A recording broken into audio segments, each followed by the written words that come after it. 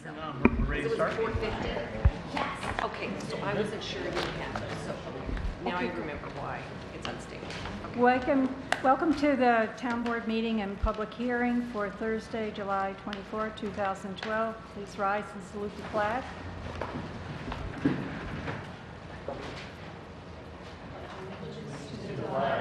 United States of America, and to the republic for which it stands, one nation, under God, indivisible, with liberty and justice for all.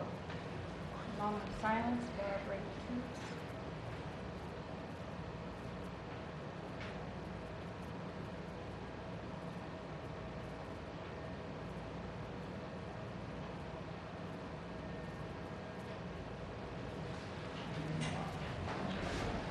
Emergency exits are to my right, behind the town clerk's seat, and also the door that you came in. Roll, please. Councilman Delango? Here. Councilwoman Hetzelberger? Here. Councilwoman Doyle? Here. Councilman Prodi? Present. And Supervisor Prodi. Here. Make a motion to open a public hearing on revoking a junk dealer's license for 4200 Route 22. Second.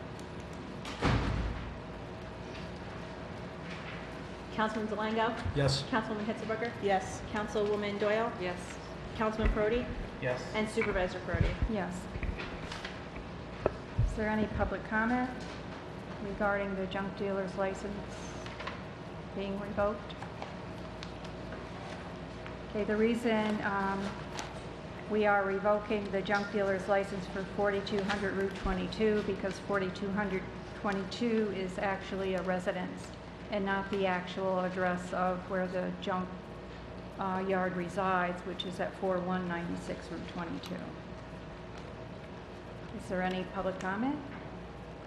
No? Then I make a motion that we revoke the junk dealer's license for 4200 Route 22. I'll second that. Councilman Delango? Yes. Councilwoman Hetzelberger? Yes. Councilwoman Doyle? Yes. Councilman Prodi? Yes. Supervisor Prodi. Yes. I make a motion to close the public hearing. Second.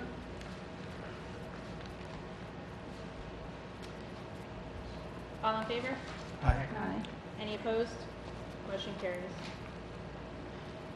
And I make a motion to open the regular meeting. Is there any public comment? Mr. Collins? Michael Collins, across the street. Which is where? You Which have is your where? address? Do you want my address? Yeah. I live in Amenia. Street address? I'm here to address the inaccuracies, the misstatements, and defamation made by Victoria Parodi over the last 2 meetings, and to let you know that you, as a town board, are very ineffective.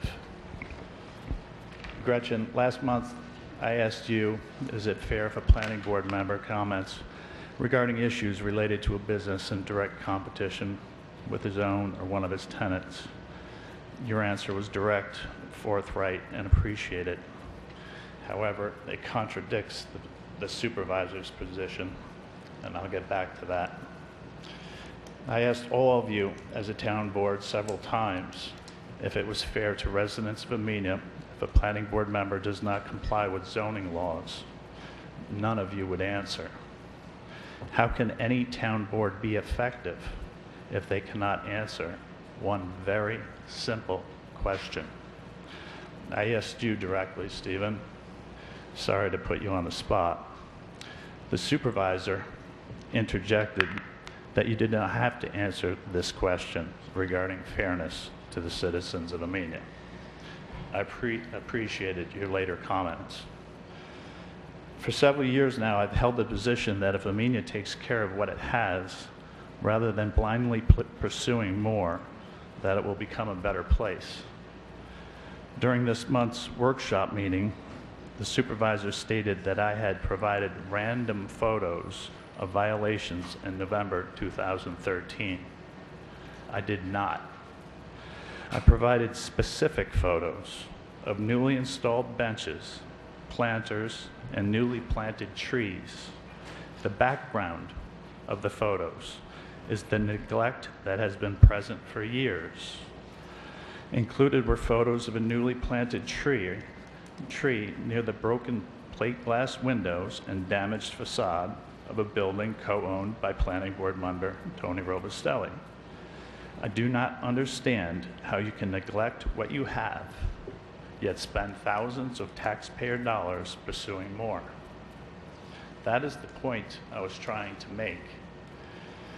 Darlene Reamer was apparently the only council member who understood this. She gave the photos to zoning enforcer John Fenton. Mr. Robustelli was ordered to fix the dangerous conditions that existed. Did you believe planting a tree in front of it would obscure it? Did you need a photo to see what has been in front of you for years? I thank Darlene and John Fenton for doing the job the rest of you ignore. Furthermore, during the workshop meeting, Victoria stated that Tony Robustelli made comments during the planning board that as a member he would be expected to make. She was referring to the comments regarding Cumberland Farms, made during a planning board meeting by Tony Robustelli, co-owner of a property that has a convenience store or gas station. 100% of the many people I've spoken with, not counting Ms. Perotti, believe that is a conflict of interest. Gretchen, you have answered this question, and again, I thank you, but I'd like a simple yes or no from the rest of you. Vicki, you have been on this board for years and rarely let a topic be discussed without your input, but you have remained completely silent for months. Is it fair if a planning board member comments regarding issues related to a business in direct competition with his own or one of its tenants? No comment. No comment? No. Mike? It's not a simple cut and dry yes or no answer. It absolutely is. No, it absolutely isn't. Okay, Stephen? Okay. Is it fair if a planning board member comments regarding issues related to a business in direct competition with his own or one of his tenants? It's a simple answer. I think you're misinterpreting the. That's a yes or If no. no, it's not a yes or no answer. And the reason why is if he was, when it came time to vote on it, I would have to say that he should recuse himself. Absolutely. That's enough. Thank you. Thank you. Last month, I reiterated that I had provided documents in January. Ms. Perotti stated that I had provided conjecture. For Ms. Perotti's records, conjecture is an opinion or an idea formed without proof or evidence. For the town record, the documents I spoke of were obtained from the planning board minutes on the town website and from a FOIL request. If you had simply looked at them when they were provided to you, you may have realized that. Ms. Perotti also stated during the workshop meeting this month that I commented on the new business, The Dugout, located at the property co-owned by Tony Robustelli. She stated, Mr. Collins stated that the sign was illegal and the business was not approved. That is defamation. The dugout did not exist when I filed for sign permits in January, and I've never stated that the business was not approved. In fact, I wish them luck. The previous business, Cafe de los Primos, which basically translates to cousins, was run in part at least by Tony Robustelli, and there were no permits for the signs. Back to the defamation. Under common law, to constitute defamation, a claim must generally be false and have been made to someone other than the person defamed. Some common law jurisdictions also distinguish between spoken defamation, called slander, and defamation in other media, such as printed words or images, called libel. I called Mrs. Perotti and let her know that I had never mentioned the dugout, and she stated, it doesn't matter now. Do you see why it matters now, Victoria? Your 5 minutes are up. Do you see why it matters now, I am Victoria? not answering you. Sit I would down. like you to publicly retract your asinine statements, or you're going to be facing a lawsuit. Suit yourself. Is there any other public comment? Cheryl?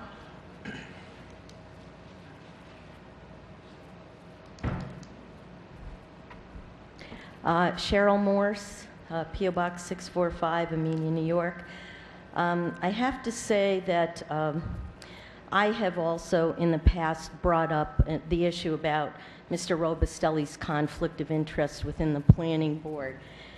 And oftentimes he has not recused himself, and he's voted on issues that it was inappropriate at the very least for him to do so. And no action was ever taken, other than I noticed at one point he stopped either coming to the meetings on nights when he might have had a conflict of interest, or he started recusing himself. And given some of the big things coming about, particularly with Silo Ridge and whatnot, I've heard a lot of rumbling about concerns that people have about members of the planning board who have conflicts of interest because they have direct relationships with the developer up there. Now, I'm not averse to the development up there in the property, but having worked at the Department of State and been trained in the legal issues of training local officials like yourselves to do their jobs, I have a lot of knowledge in this area, and I have to say that Mr. Collins' comments are on target, and these kinds of things really need to be looked into, because when there's a conflict of interest, such as some of what Mr. Collins is suggesting, it's very dangerous, slippery ground for this community. And I think those kinds of issues really need to be looked at, particularly with people being unhappy with decisions that are being made when your constituencies are not being listened to. And particularly with big projects like Silo Ridge that this community has never seen before, if things aren't decided at the beginning before the big project starts taking place and things aren't put into place properly, it could be detrimental to the town later on. You know, fees, tax potential, all of that. So we have to be very careful. And, you know, I can say there's at least 3 or 4 members right now on the planning board that I have concerns about, Mr. Robustelli being one of them. And, you know, these are things that we have to look at very carefully, because the future impact on this community, you know, could be harmful. And again, it's not to say that projects like that shouldn't be developed, but there have been in the past too many conflicts of interest from different members on different boards or committees. And I know people have complained to the Ethics Committee about it. The Ethics Committee has done nothing. And in particular situations that I'm aware of, the fact that they haven't done anything and acted, to me, is unethical. And I would reconsider some of the people on that committee if I were board members. So I think this is something that, you know, particularly what Mr. Collins is saying, you should really look into these issues. You know, what you think personally, what you want to remark on publicly, you know, that's your prerogative. But as the governing board of this town, and if you're really going to do the job you're going to do for the residents of the town, it would behoove you, seriously, to look at these kinds of situations and make sure that there isn't even an air of impropriety, because it could come back to bite you seriously later on.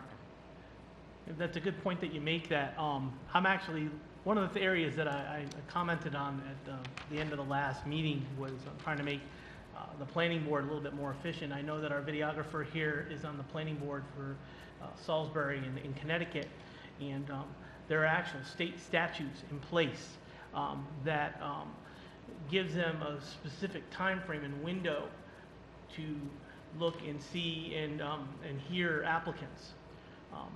One of the biggest issues that I've had with planning boards in New York State, in Amenia, in Northeast, is you get the certain group of people on these boards, and then they can pretty much deny and basically take away people's private property rights by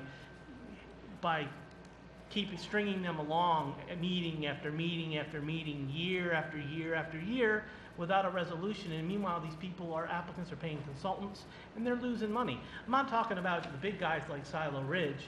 We should definitely have scrutiny on them, but I believe that maybe we could learn some lessons from the state of Connecticut and actually having those time limits, forcing the planning board to move projects along and not string the applicants along, but also getting this atmosphere of potential impropriety as well.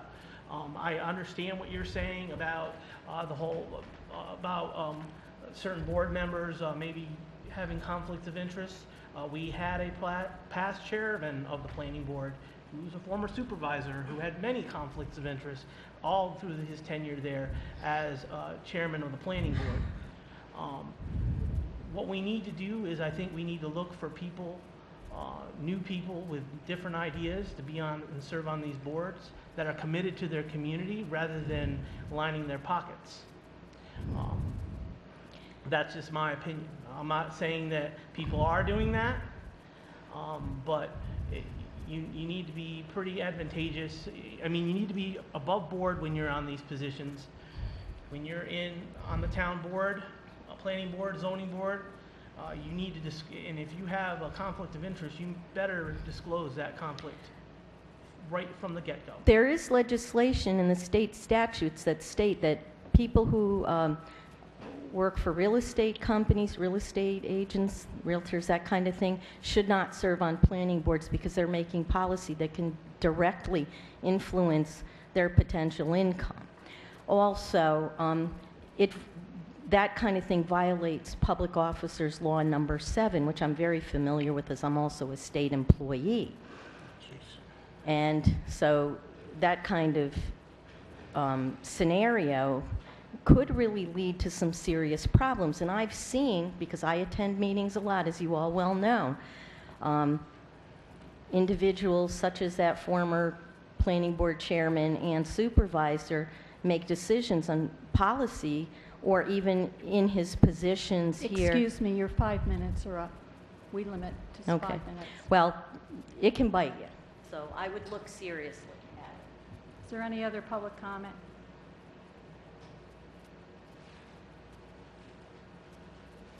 Town clerk report? Want to let Max go now? Okay. Sure. Hello, my name is Max Smith. I live at 57 Perry's Corners Road. I am from Troop 29, and I am here to give a more detailed proposal on my Eagle project, which is the message board for Wassaic. I have a diagram of what it is eventually going to look like that I hope. I'll just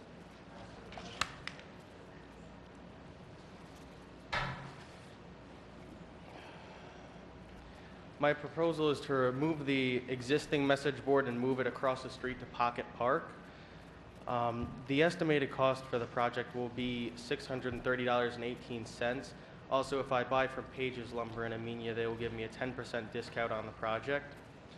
I also have a list of costs for the project.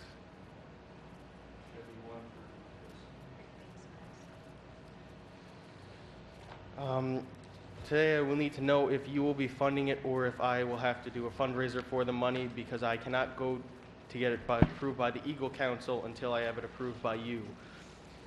I am unsure whether when I will have full clearance to proceed with the project, but I hope to begin construction in early to mid-fall.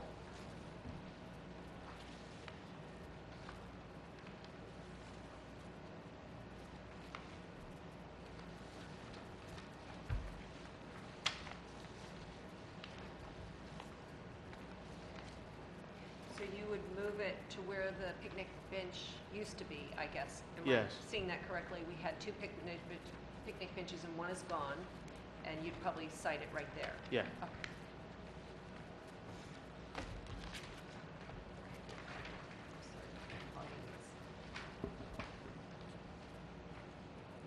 So the structural issues would be corrected that are currently on the current site. The roof line would be more appropriate with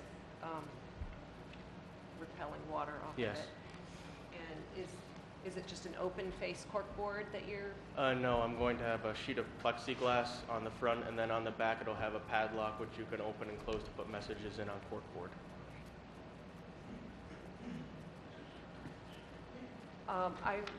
I'd like to consult a little deeper, if you don't mind, with the enhancement committee and the group that's been working on that pocket park about the actual location, just to make sure that that's okay. But otherwise, I'd be very much in favor of approving this and recommending that the town pay the $600 out of our community beautification fund, at least put in for it in August.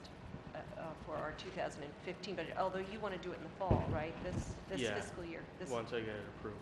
So I think we do have that kind of money still left in our beautification account.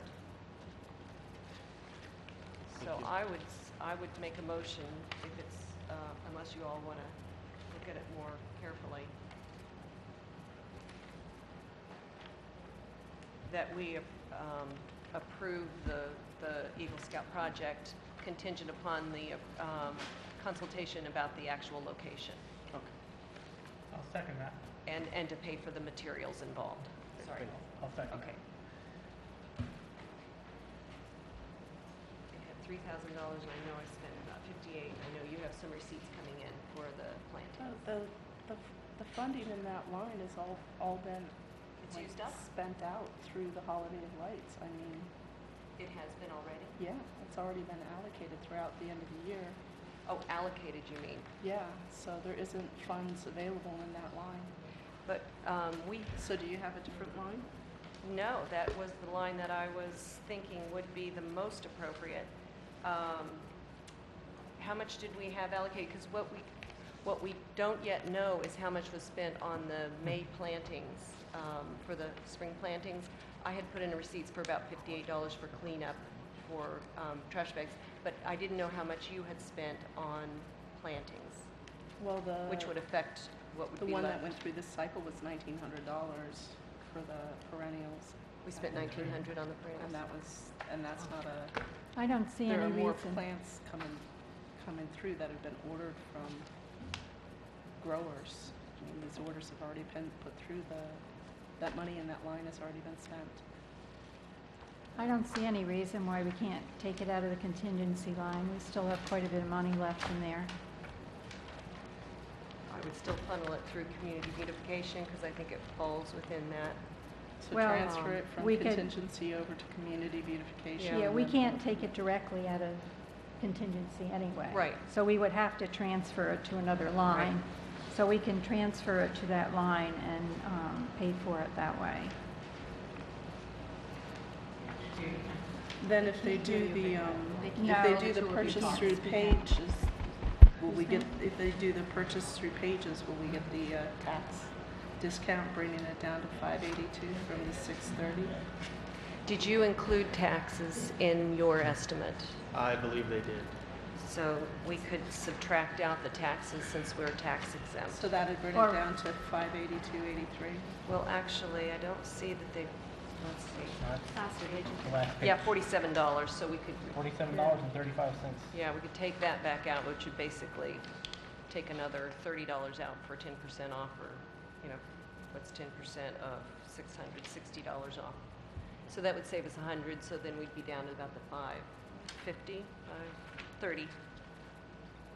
That sounds fine to me. Okay, so So we're we, gonna- what is the original motion, John?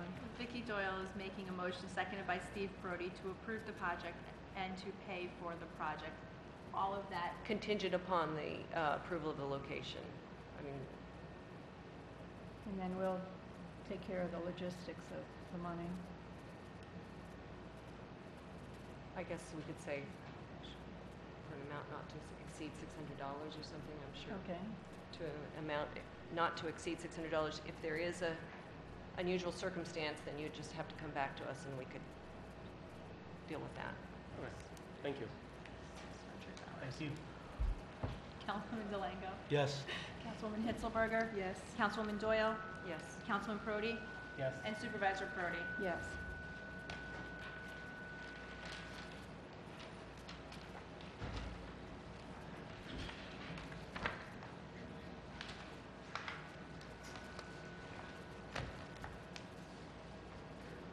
Is Tom making comment, Victoria? It could be. That was last- Are you making a comment? Are you doing a public comment? Yes, it's Okay. under public comment. All right. I wish you would amend your motion that you just made, that it conform to a permit from the building inspector. I think that goes without saying that you would be working with John Fenton to make sure that we comply with zoning. I don't want something to wind up like it in Westside. No, I think you've been working with John, haven't you? Yeah. He's right there.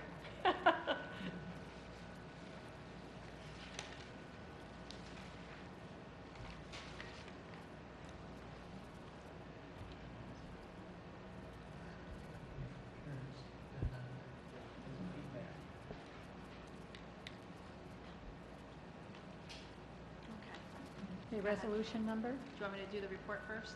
to Yeah, go with ahead. it? Quick report. I'd just like to report that the minutes of 7:10 have been circulated to the board, if everyone's had the opportunity to review those. Currently, the clerk's office is working on 2 major organizational projects. Kathy is working in the records room and Nancy is working in the vault. The goal is to create 2 rooms that are organized and user-friendly. We are working with the New York State MU1 retention schedule, and with the proper record keeping, these 2 areas will be revamped with a new look. Thank you, John Culligan, who is working very hard in putting together our shelving for that room. So, hopefully, I'll be inviting everyone up just to see our new records room. This past week, the town staff was trained on sexual harassment, discrimination, and respect, as well as their annual workshop for workplace violence training. Supervisor Prodi will continue the training with the rest of the board members, as well as any of the volunteers that have received their notices next week. And we have some resolutions this evening. Number 25. Resolution number 25, Wassaic Project Summer Festival. Whereas the Wassaic Project is celebrating its Summer Festival on August 1st, 2nd, and 3rd, 2014. Whereas the Wassaic Project has requested that the town board rescind the open container law and grant authority to close Furnace Bank Road to all traffic except for residents of Furnace Bank Road and handicapped drivers participating in the 2014 activities. Whereas the said events require a day of activities on both sides of Furnace Bank Road from 5 p.m. to 2 a.m. on August 1st, from 9 a.m. to 2 a.m. on August 2nd, and from 9 a.m. to 3 p.m. on August 3rd. Now therefore be it resolved that the town of Amenia hereby rescinds the open container law for the event area, in addition to the closure of Furnace Bank Road from the intersection of Route 22 and the intersection of Firehouse Road, as it is essential to ensure the safety of its participants. And be it further resolved that this resolution shall become effective immediately. Can I make that motion? Second that. Discussion? Okay. Supervisor Prodi, Yes. Councilman Doyle, Councilwoman Doyle? Yes. It's in a different order. Councilman Delango, Yes. Councilman Prodi, Yes. and Councilwoman Hitzelberger. Yes.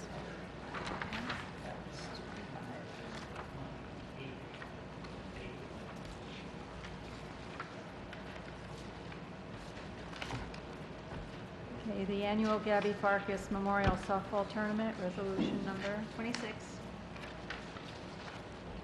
Whereas the Amenia Fire Company has scheduled its 3rd annual Gabby Farkas Memorial Softball Tournament for August 15, 2014 through August 17, 2014.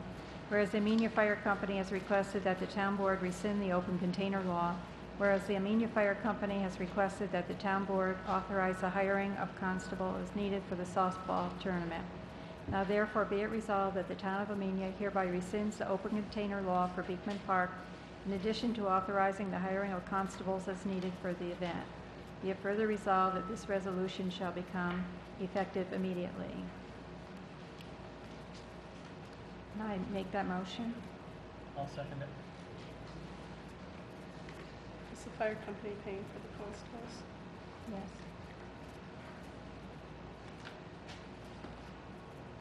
Supervisor Prodi? Yes. Councilman Delango? Yes. Councilwoman Hitzelberger? Yes. Councilwoman Doyle? Yes. And Councilman Prodi? Yes. Resolution 27. 26 or 27? Whereas the town of Amenia has adopted local law number 3 of 2007 establishing the powers and duties of the town constables.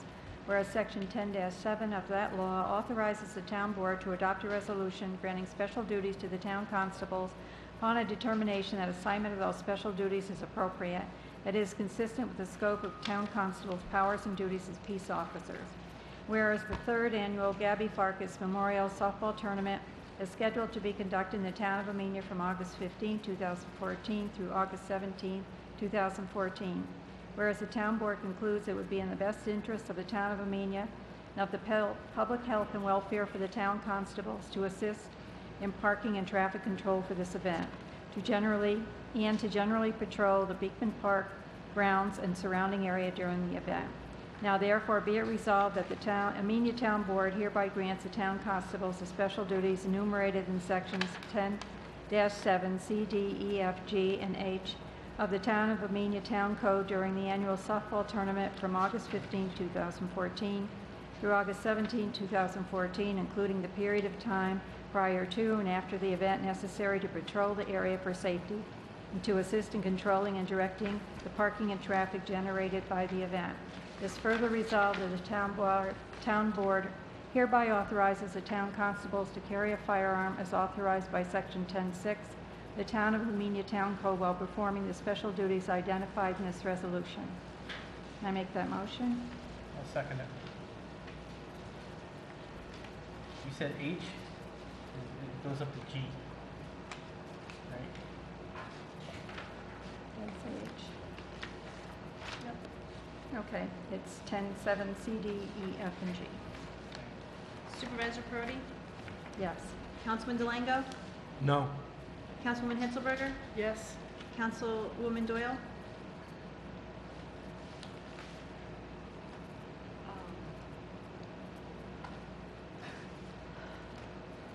going to say yes. I understand your I reservation. mean, it comes up again with my, I don't agree with the firearms. The town is opening themselves up to such a liability if, God forbid, something does happen. I mean, you have the Wasake project where there is no constables, no armed constables there. Then why do we have, you know, the armed constables at the softball They're tournament? paying for their private security. Paying for their private security that's armed? At Wasake, unknown. The But gentleman this is not what I'm here to saying. ask that I question. just don't understand why the town has to assume the liability. That's my problem with this, with our constables carrying firearms. It's just an unwarranted liability. Councilman Prodi? Yes.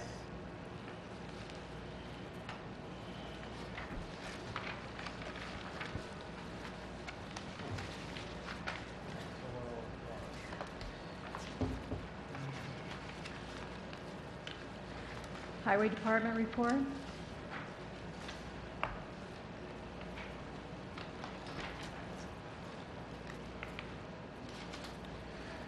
We're still busy with the under drains whenever we have a chance. Seems like these severe weather, these heavy storms, we got to run around behind them every time it rains. Fix washouts, nothing major. We've got to reopen up the culvert pipes that get clogged up. We had one up on Flint Hill that got really clogged up, so I had the Amenia Fire Department come up and blow that out with the fire truck. I want to thank them for their help. We have to replace that pipe. I haven't forgot about the blacktop. The blacktop a company actually called me tonight and wanted to take a look at what I had, but I had to come here. So we're going to be doing that real soon. So I'm thinking within 2 or 3 weeks we'll have the blacktop done, if the weather lets us. And we went to Dover Monday and today to help them blacktop, 2 trucks. And they'll be here to help us too. That's about all I have. Any questions, anybody? Or Well, do we have to make a decision on that tree coming down? on what? On the tree on Depot Hill Road? Or you're going to follow? I think we're just going to, I've talked to almost all the All your board members thoughts. about it. Okay. I think we're going to take it down. Okay.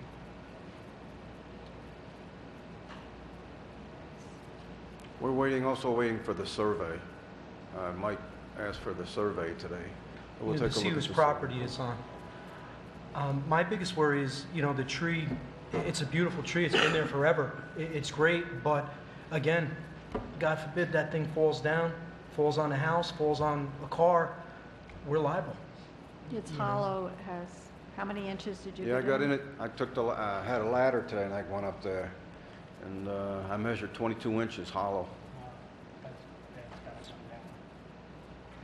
That's a safety hazard. Yes, I think so, A yeah. huge safety hazard. And Al Watson recommended that, taking it No, down? Is that- Lee's Lee's Tree Trees. Service. She said she also had Al Watson Yeah, Al Watson looked at it first. say also.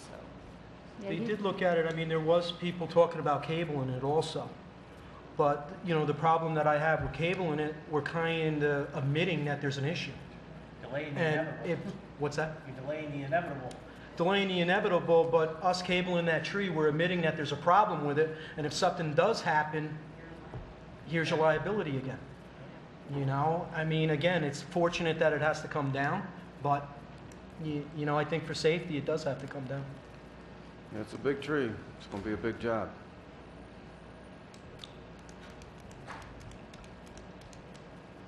Is that something we have to vote on to approve? I and think take it it's up down? to the highway supervisor, isn't it? Yeah, we, His recommendation, I think he was just asking for input, but I think, to be sensitive to the fact that it's a street tree and it's been there for a long time and Right. Yeah, I definitely don't want to take it down because it's too big. But it's unsafe. Sorry, do we have to get like estimates from other tree companies? No, Or do we standard- do that every year. We bid out trees, Okay. which is coming up in a couple weeks.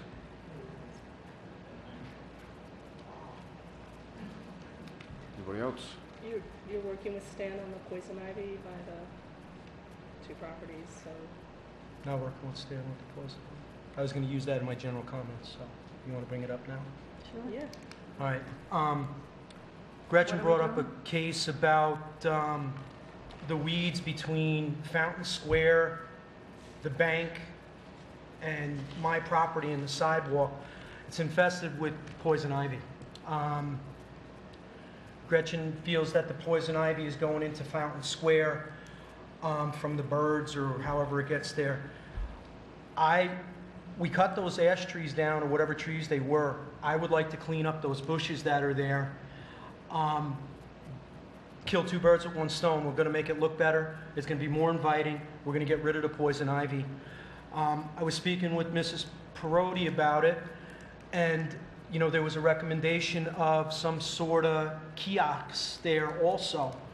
I was talking with a couple business owners in town, couple businesses, and it could be a great place for some kind of information board of what we have downtown.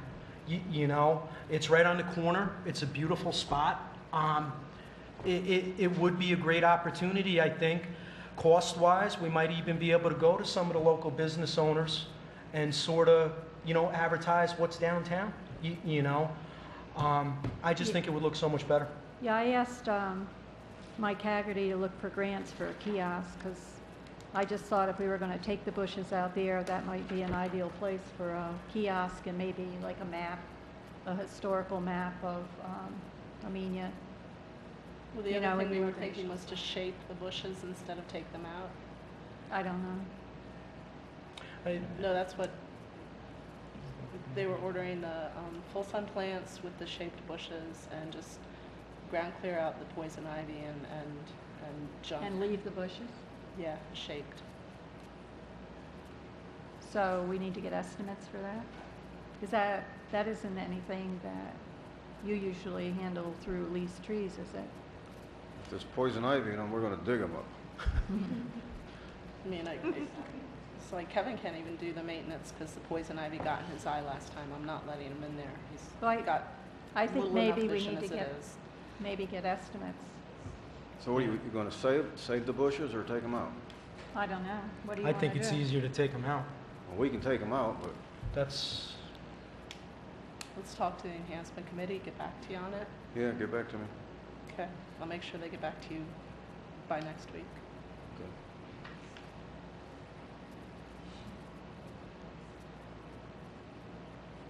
Okay, building department report?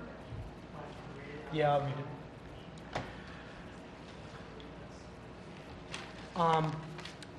6 abandoned homes have been maintained. The grasses were cut and straightened up. The invoices are going out on Monday. They have 30 days to pay. If they don't pay, the property will be levied for the cost. There's a list of 4 more properties that are in the process of being approved to be cut by us. There's been 8 violation notices that have gone out, property maintenance, etc. Again, I just want to reiterate about the complaints have to go through the website. The complaint form is working. We're getting the complaints right away. It causes a paper trail, and we need that paper trail if one of these issues ever has to go to court or something. Or they can come here. If you're, there may be someone who's not computer literate. We do have the You complaint do have a forms here. form, yes. So either come to the town hall and get one or go through the website.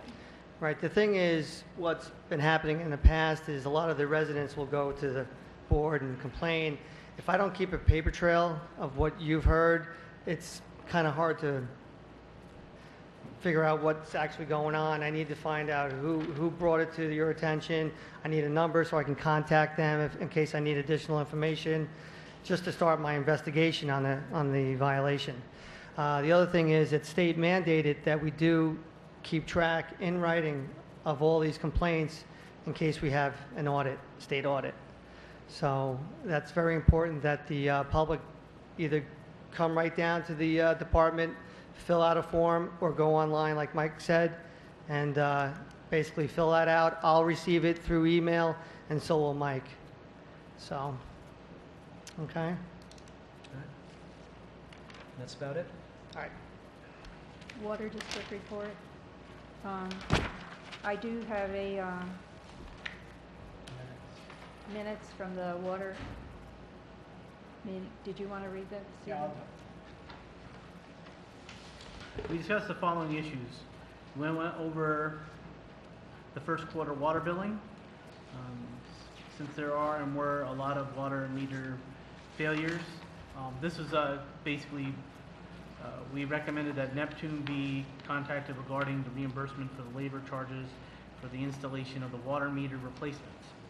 Third, the following purchases were approved: $580 and $2,530. What is that? Yeah, say? that's what I'm trying to figure out. I can't read it. That's Corpro. Corp, yeah. Corpro, it's one of the Corpro. vendors. And the other one is NWS, I believe that's Marco's company. That's the monthly. Okay. Next meeting scheduled for August 13th. Another thing I'd like to add to this is we were discussing I went to the meeting where they were going over the legislation for the water regulations for the water district. I know that they sent our attorney the information, and you're going to be reviewing it. Something that Marty Grossman and the rest of the water committee, they've been working very diligently on adding, trying to draft the best set of regulations possible that are conducive to the town of Amenia's water district. So pretty much just stay tuned as to their progress, and hopefully we'll be able to, they'll have something concrete to present to the board. Grant report?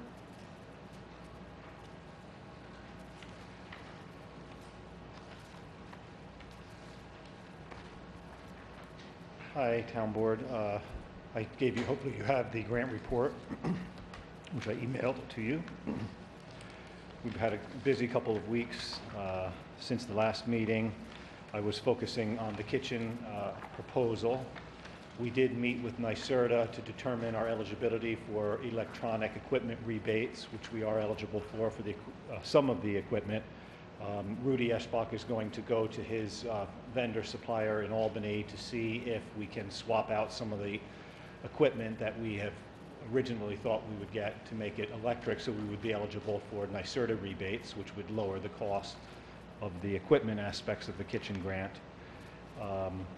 I also did some research at the Foundation Center and came up with some foundations that the town could apply for some of these projects that we've been mentioning. One of which was, I did speak to the Dyson Foundation, since they're the closest foundation and give out a lot of money in Dutchess County, and have been, I've had some experience writing grants for them. I did speak to them and wrote an extensive letter of intent, seeing if they would help fund us, because it is a human need. What we're proposing is a kitchen to serve the residents of Amenia and the surrounding areas in times of need. So I think it does fit with their criteria. And I sent in the letter of intent earlier this week. I did call her again today, so I'm hoping to hear back from them soon. I'll let you know if they invite us to do a full proposal, and that could help you defray some of the costs of the kitchen. So I'm really hoping that's successful, because I think it is an important project. In fact, during the meeting with NYSERDA, we mentioned the fact that we thought there was some interest from the state with the Main Street grant, and that's why we wrote the press release, because we want to keep on the radar of state officials as they look at our current pending grants, but also the idea that Amenia is focusing on downtown development, and this town hall is part of that. So they were excited by that when we mentioned Governor Cuomo, and they mentioned that he has a new program that they're rolling out that you may be interested in for the boiler, namely a biomass system, which would be, if we were interested in that, they would help us get the funding, and because it would be like a model for other communities. It would be a new renewable energy source. So we did take them on a tour of the building. We showed them where the kitchen would be. We showed them the boiler. And that sounds like a really promising program. It's brand new from the governor's office. And when we said, we thought that the governor was interested in the Main Street project, they seemed to get excited too, because, he is their boss, I guess. And they gave us, it was a very productive meeting. So I guess the next step would be, just to see if there is an interest on your part to pursue that. Yeah, Well- there most definitely is on my part. It's one of those things that I ran on, and I know, being that I've had board members from the previous administration tour our biomass facility over at the Hotchkiss School, I'd like to get in touch with, I have the contact information for their boiler company that put those boilers in, and I'd like to be able to get in touch with them and maybe see if we can partner with everything, partner with you in seeing if it's a feasible solution to use their technology or not. They did say that. It was interesting too, that yes, they said definitely reach out to Hotchkiss, and they wanted to get that information themselves, because this is new to them. So they would be willing to work across state boundaries. Sure. But they also suggested to look into the other options too, such as solar, and you did look into geothermal to get information, because vendors would be willing to give us quotes if you did want to, depending on the energy source. So anyway, it was a good meeting. We have some good contacts now. These are the guys who run the existing facilities program, but they will help us, guide us through some of the other programs that NYSERDA has, including new construction, because we did talk about the idea of a new highway garage, so they could help with that as well. Would they be interested in actually touring the facility? I can arrange that, They probably would, yeah. It sounded like Okay. Victoria, it sounded like they were very interested. Victoria Well, was part this of it. it's a new program. They don't have the program yet. It's just a proposed program. What they're looking at different places around the state where they thought it would work and use that place as a model, you know, if it would work. And they, you know, they looked at our boiler and, you know, the facility and said we were a possible, you know, place where they would be able to, you know, have this program. But we basically have to kind of wait and see, because the program isn't exactly established yet, to see if, you know, Amenia would be chosen as the place they would actually be a model for the program. We had tried to get the repair of the windows as part of, because we made a proposal under existing facilities for the kitchen, and the windows need to be repaired. They will not cover that, but they did note that if the town were to do that, it would reduce the cost of the size, I guess, of the boiler that you would need, because you'd have a more efficient building envelope. Yeah, after we did the energy audit, we got a proposal from CT Mail regarding the building, and one of the parts of the proposal that were never followed through were replacing or repairing the windows in the gymnasium, because it felt a lot of the heat goes through the windows. So that's one of the areas we were looking for additional funds in order to fix the windows. NYSERDA does have a lot of money. A lot of it they get from service charges from utilities. It's a shame, really, because when we did get that ARA grant, we could have gotten more, and we didn't even get all that we did have awarded. Nonetheless, it is work that was done, so we pointed out the stuff that was done. And then I showed him the CT Mail report that was done, and they said they would have helped pay for that too. So it's a shame, but in a way, you know, this is good knowledge. It is a complex. But they did help pay for most of that, because they paid for the insulation.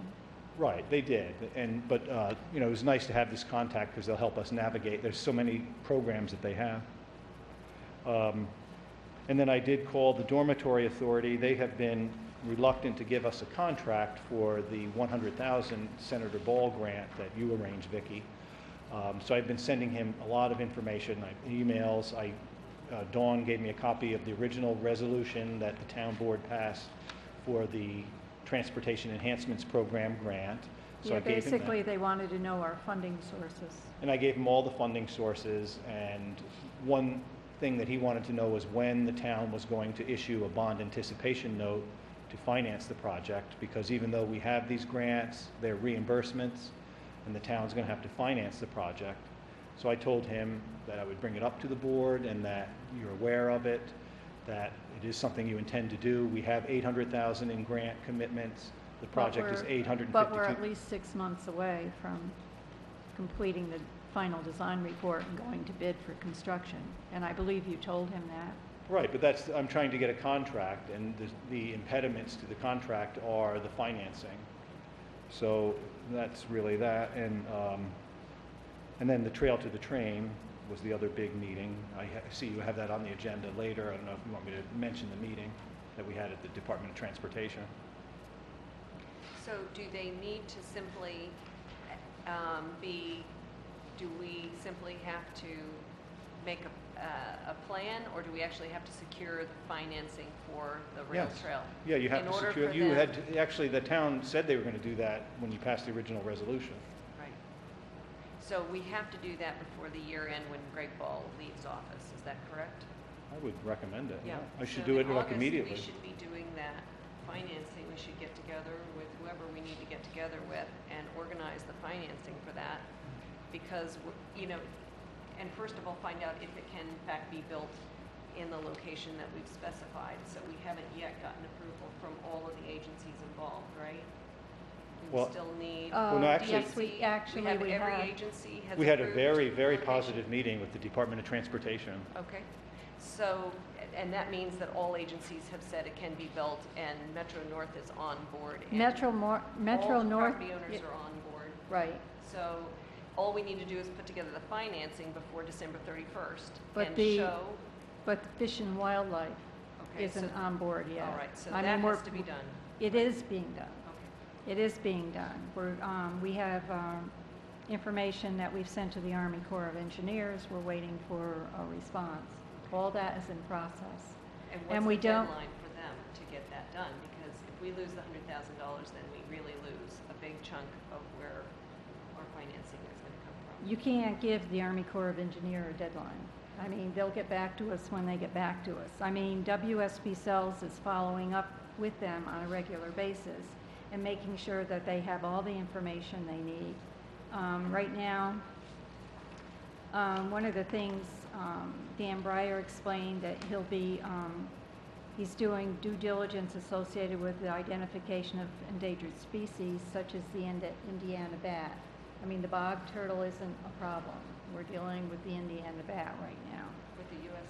Fish and Wildlife. Right. He's working towards revising the final design report. I mean, he sent them all the information they need, but we're just waiting for a response from them. I could forward you his email too, his summary of the meeting, but basically he's going to be finalizing the design report based on the concerns that were raised by some of the agencies. He is going to do a census of trees 3 inches and above in diameter because of the Indiana bat, as Victoria was saying, because the town would have to remove those trees in the wintertime due to concerns about the bat, and the construction would be in the spring. Is that going to affect the overall cost of our project, or are these just modifications of the proposed design? Well, the last cost estimate that was in the design report from 2013 was $756,000 for construction, and the design was $96,000. That hasn't changed. $852,000 is the estimate as it is now in the design report. So at this point, none of these proposed changes or final approvals are necessarily going to affect the bottom line. That's my question, is whether or not we need a final approval to be able to say our financing is going to be $852,000. Well, I think that is still a cost estimate. I think the good news is from this meeting, we have time to finish the project. We've been granted an extension to 2017. It looks like Victoria also secured an extension for the CDBG grant, although we have to let them know exactly what happened at this meeting. And I'm pretty sure we'll be able to save the dormitory authority too, based upon the correspondence that we've sent to him. He thanked me for the information. I think he just needed in writing the commitments. And I told him the town is going to finance this. Anything over the $800,000 in grants is the responsibility of the town. Right, but we've been saying that for 2 years Right, at we don't least. wanna lose that. We've been saying exactly that, and they haven't been satisfied. They keep coming back and saying, Well, "We're not no, gonna we issue gave a him more. contract." He didn't have the resolution, so he has that now. He did not have the letter from Dutchess County. He has And that now. Metro North has So- just taken a long time. They are giving us a permanent easement, which the DOT was absolutely thrilled to hear because they're very difficult to get. But one of the last things we ran into with Metro North was a survey, and they have to do the survey over. There was some problem with one of the numbers on the side of the survey. So we're going through the final steps to get the permanent easement. I mean, we will get the permanent easement, but we're just going through the paperwork and the steps to finalize it. So what's our timetable here? I don't want to lose that $100,000. I don't either. If there's anything we can do now that would help save that money in time for it, which would be, it seems to me, have a meeting with our, CDOR or our financial advisors who've helped us with the landfill, make sure we know what we're doing so that we can put in writing our plan for financing this over X number of years as of this date, and have something in writing to them, whatever we can do on our end. We did, by the way, Victoria and I wrote a letter to the Dormitory Authority and copied Senator Ball. I think we gave you all copies of it Yeah. too. So he is aware of it. Right. He just recommended getting it done before he leaves office. That doesn't mean it's going to expire when he leaves office. But Well, he's been threatening for a long time, and I think now is...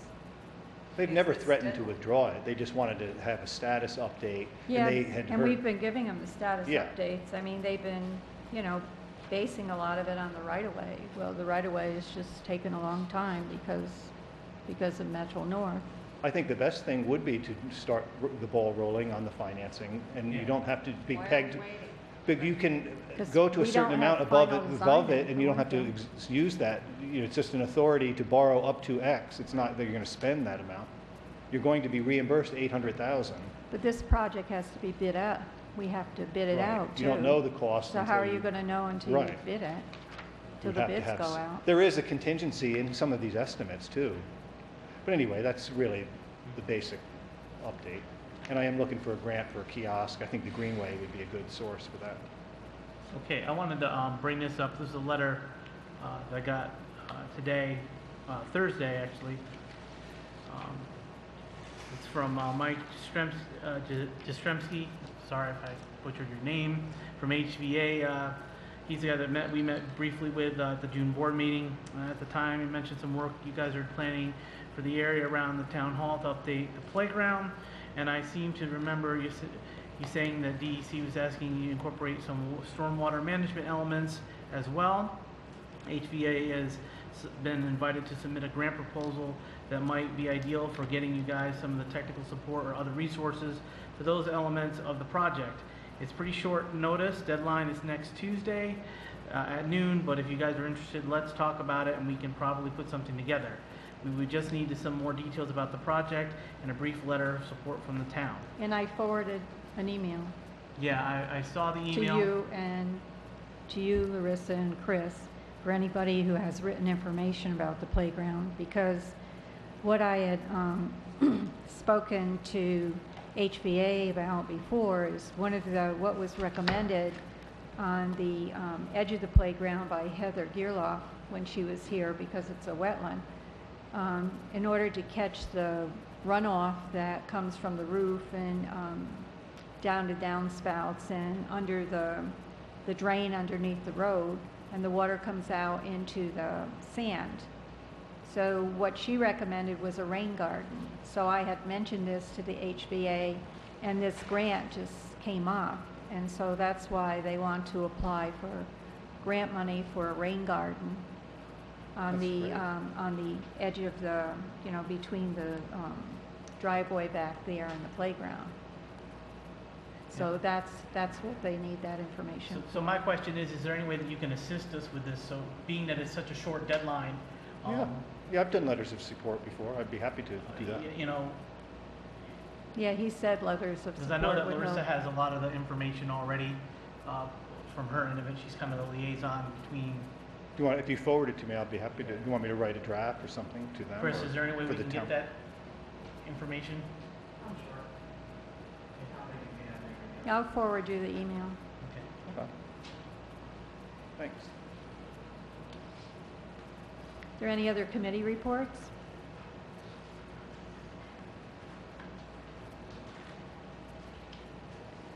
Okay, introduction of local law for fee in lieu of affordable housing. We just got the final version of this at like 8 minutes to 5. Can we table this till the next meeting?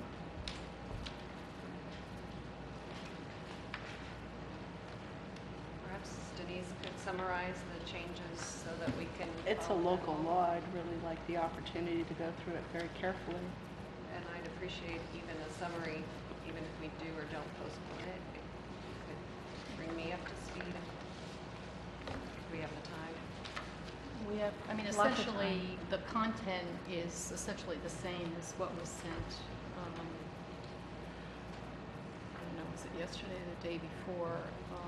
The section numbers were changed so that this will fit in to that portion of the zoning law that applies to the fee in lieu of constructing workforce housing, because this is essentially an addition into the zoning law.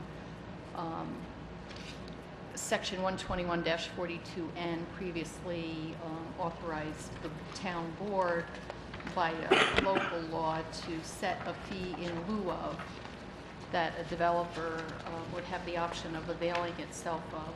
So this would be in addition to that subparagraph N, excuse me, of this section.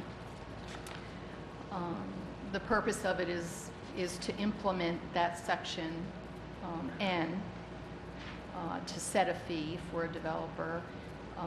It authorizes the creation of the Town Workforce Housing Trust Fund, which is a separate fund into which a fee in lieu of would be paid, or if someone wanted to gift monies to the town for the purpose of supporting workforce housing, that would go in that fund as well. The fund would be kept separate from other town funds.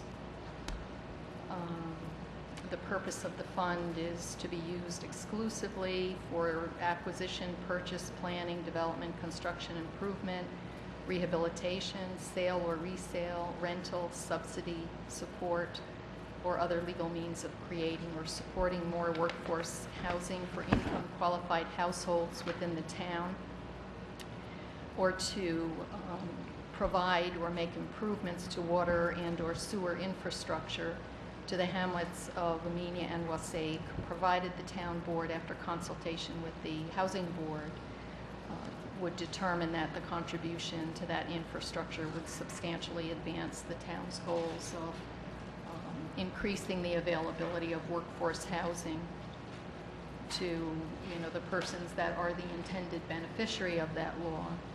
Interest on the monies would accrue to the Workforce Housing Trust Fund. And the one provision that I wanted you to consider is pending expenditure of those funds. Do you want the board to have the option of investing the monies as provided by law for a municipality? Where you might, earn additional interest on the funds. We currently do invest our capital projects money in CDs and other money market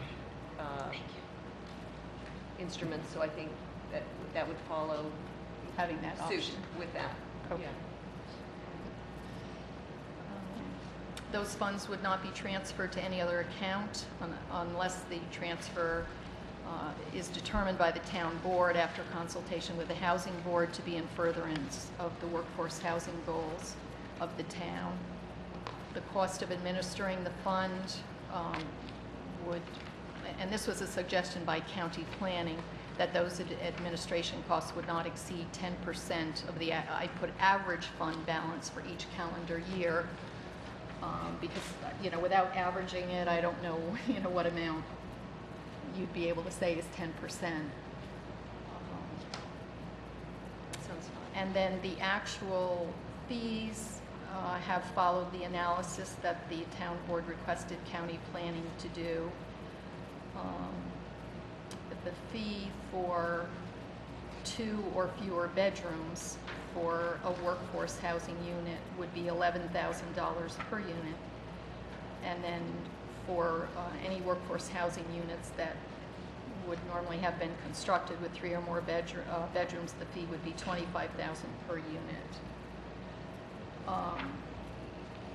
And the difficult part of this law is, I think, trying to protect the town where if a developer is electing to pay the fee in lieu of, instead of constructing the workforce housing, and yet you may have a project that's going to take a substantial time frame to complete, could take years to complete, and the developer is entitled to avail itself of the phasing schedule that's in the zoning law. So, if they build, I think it's 25% of their market rate units plus 1, then they have to build a certain percentage of the workforce housing. So they're entitled under the existing zoning law to follow the phasing with the payment of the fee in lieu of. So potentially you might not get these payments for a portion of the projects until they have reached that point of construction and getting their certificates of occupancy. So, and that's going to depend on how quickly their sales might go. So pushing your payments to the town out years into the future, I really think that you should have some protection in getting a fee that reflects the current market conditions. Because there are many things that county planning has factored into the analysis. They look at the cost of, if you were to buy a piece of land to put a house on, the construction costs. They're looking at the mortgage interest rates and probably many factors that I'm not even aware of. So you know, if you're looking to, you know, have a developer elect this and you may not get your payments, it could be 10 years out in the future. What I did is I just put in here that the town board is reserving its right in your sole discretion to annually review, have a new analysis done, recalculate, and revise the amounts of the fees that would be paid in lieu of constructing workforce housing. You know, due to market conditions or any other factors, it would be solely in your discretion. I had a question about that part. Would it be better to use the numbers we have as a baseline and then adjust the price going forward based on a more specific measurement, such as the consumer price index? This avoids misinterpretation or debate about how future values would be calculated, but would protect the town with regards to inflation. I'm not an economist. It wouldn't be my recommendation, but, and that I think would be a question maybe you could present to county planning. You can certainly have an outside expert give you an opinion. I just think there are so many variables that I don't know the housing market, does that coincide with, you know, consumer price index? I mean, I think that's a question that you really need someone, you know, with the economic background to answer. You know, I'm always reluctant. You're talking about a financial consultant as far as...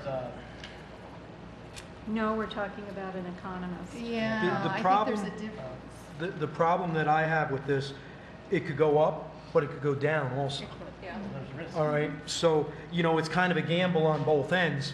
I mean, should we put a cap in there?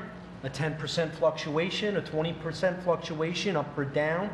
And then I think in the law somewhere, we should have how we came to this $11,000 and $25,000. The actual formula. Because like you said, the formula is It's county not- planning this month said this is the formula. But it isn't a formula. It's not a formula, that's... No, it isn't. It's many different factors Right. that I are mean, factored into it. It's not a formula. I mean, you could get a figure like you did from county planning on this, Mhm. and they felt that they could give a fairly accurate Unbiased, amount. right? But Yes. if you were to take this probably to 10 different economists, you might get a bit of fluctuation in, you know, what they're looking at. I mean, they had to take land costs, let's say in Amenia, you know, and they're looking at probably recent sales. That's going to change probably throughout the year, from year to year. I don't recommend you have a specific formula, because what one economist might use as the formula might be somewhat different than another, and I don't see why the town board should, you know, confine yourself to one specific formula. You know, there could possibly be some factors that maybe county planning didn't take into consideration then, and if you hired a private economist, maybe they would. Now, just, you know, I'm just thinking out loud here. We have these numbers on. Can these numbers be disputed? Just like people dispute, you know, property tax and stuff like that? No, I mean, no. the numbers No. can't be disputed. This is in the discretion of the town board to even do this. The town board doesn't have to. They can say to the developer, this is our workforce housing law, you have to build 10% of the units. And we're not even going to give you an option. You are giving them an option, and if they don't like this, they can build a The workforce housing, housing. they could build the housing. Or there are themselves. some other options in your Right. law. But without this law, the town does not have the option to accept a payment in lieu of affordable housing. Right. This law has, per our zoning law, this law has to be on the books, in effect, for us to even accept anything from the developer. And then what I did is, you know, the following paragraph, you know, I mean, I do try to look at the other side of the coin, if someone wants to elect this, and I'm trying to build in another option here. So it says, where an applicant for a phased development shall elect to pay a fee in lieu of constructing workforce housing in accordance with a phasing schedule as described in section 12142C4. the applicant shall be obligated to pay the fee in lieu in effect at the time payment is made into the Workforce Housing Fund. Now that means if you're in year 5 and now they're supposed to build 3 units.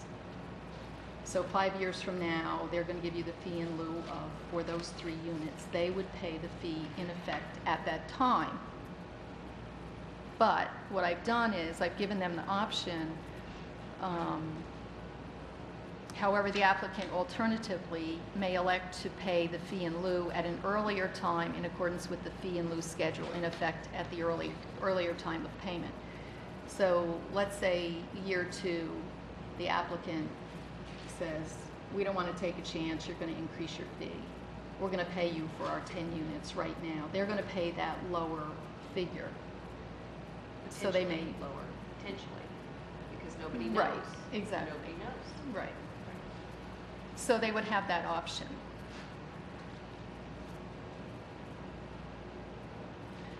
And then there's a provision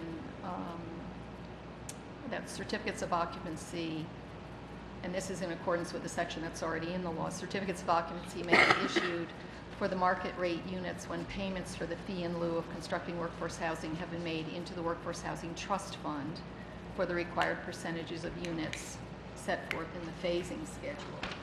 And there's already a tie-in in the existing law. And then the board would have the right to require a financial guarantee or security to your satisfaction to ensure the timely payments as an alternative for the workforce housing. Sort of, you know, like a performance bond would be, you post a bond to make sure you do what you're supposed to do. And this would be to assure that you get your payments. So that's pretty much the content of it.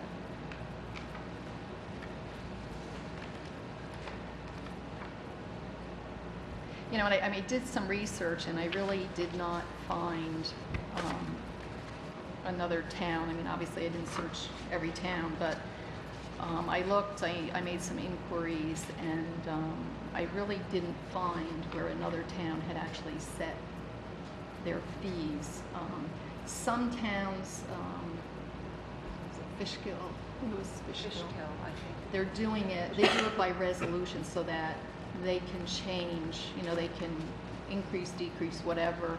They can do their adjustments by resolution, but the zoning law here says that the town board has to do it by local law, and that you have to actually include the amount of the fees in the local law. So unless you were to revise that section of the zoning law, you know, I think you really have to set the fee in the local law. So if you, let's say 3 years from now, you wanted to revise it, you'd have to amend this section of the zoning law. I don't think we want to be frivolous in just passing a resolution. I think it gives everyone a long, hard thought that this is in fact what the town intended, and it's a big process to change that. So developers can, you know, proceed with some confidence, and the town board can proceed with confidence that this is what we mean, right? I think resolution is just too easy to make a resolution, and before you know it, things have changed. I think that is true. There's a more formal process. You have your public hearing. Yeah. A lot of notification, so everybody has a chance to be involved in it for that process. I think Fishkill was out there as a forerunner, and perhaps maybe since then they've learned some, you know, I would think that Joel Russell was our person who put together the zoning laws and was looking for the very best option. And I'm sure Fishkill was suggested as a model, because they were the forerunners of this whole idea. And they were shown up as a model of how other towns could follow in their suit. So I have a feeling they did this specifically because of the resolution idea. I don't know, but you know, it's a tricky issue. I just spoke with someone up in Rhinebeck. They've had a housing committee working on theirs for 3 years, and they still haven't actually set their fee, you know, as of when I spoke with them. So, you know, I mean, I took into consideration the comments that county planning had. They they clearly thought doing it by, making a change by resolution is easier, which it is, but I agree with you, Vicki. I think if you want to be more cautious, you want to have a more formal process, you want to have a public hearing when you make a change. I mean, it does require the board to really consider it carefully.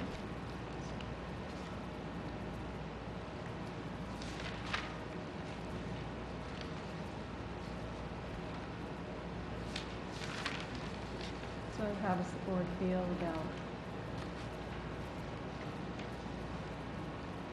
I agree with all of the things you've just described, but I'm wondering if we need to take a deeper look before we pass it, like Gretchen suggested.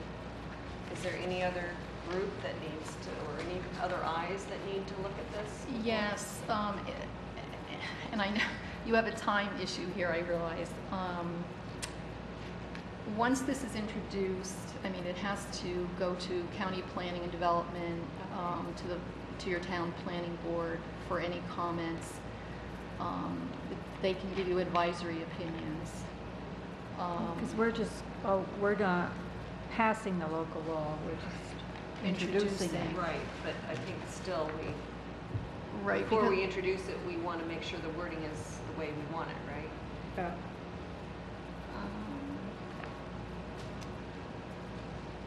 I think that once we Now, I introduce did it, we speak can't with Dave Everett about where things are, you know, on the Silo Ridge project. They've had some new things submitted, which the planning board is going to be looking at. He sort of thinks the public hearing may be around September. That was what he was thinking for a time frame. So, you know, he did feel there was a little bit of time here, but you have to remember you have to give the 30 days to county planning and the town planning board. So if we introduce the law tonight, it doesn't mean it's going into, would that set into motion where the law would then be sent to county planning once we introduce it? Yes, yeah, that's... You can't change it. Once we introduce it, you can't change it. It just like... substantially. I think we make tiny changes, as I recall, but not a substantial change. Once we introduce it, that language should be pretty much... And I don't see the harm of letting it wait until our next meeting just to really double check it, considering that we got it so late. I mean, stuff needs the consideration. It's up to you. I would go either way. I can see both sides of this. I'm comfortable if it hasn't been changed substantially, like you said, from, you know, just from what we had looked at, and then you walk through all of the critical issues where you've made some decisions based on town board comments. I mean, one thing I did from the draft, we took out the separability clause, and because you already have those things at the end of your zoning law, they're already there, so you really don't need it at the end of this individual section. It's already there in the zoning law. So, but the content of it, you know, is the same as what was sent the other day.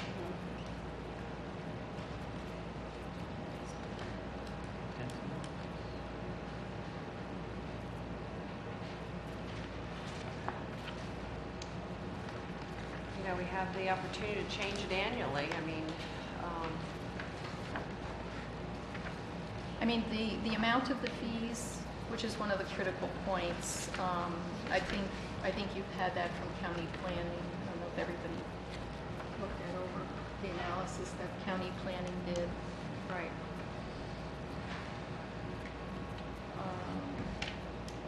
So we all agreed with that we would Yes. accept the county's estimates. Yes, That's and good. that's in here. You know, some of the things like setting up the town workforce housing trust fund. I mean, I'm sure everybody knew that the monies would be segregated, right, for that specific purpose. The interest accrues to the account. That's kind of a given. The fees for the county analysis, and then, to my mind, the more critical things are you know, you're retaining the right to revise the amount, Right. which is just typical, any town would want that right. And then where you have a phasing schedule, making sure that the town is protected in getting a fee in lieu that's representative of the current market conditions if you don't get your money for 10 years or 8 years or 5 years. You know, you can set these fees in today's market, but if you had a real estate boom 5 years from now or 8 years from now, you probably don't want the same amounts because your land prices would go up, everything. I don't feel comfortable. I don't feel comfortable. But doing that. it's in there to change it Yeah, so, yeah, annually if we so choose. so if we change it annually as we so choose, then I don't really have a problem with that. I can't. If we can, if we change it if we're changing it annually, You don't have if to. we're able to change it Right. annually, Right. that option, then I would not have a problem with it. I'd like to have that option. What if we just say by review? I mean, annually, is it something that we have to look at every year? No.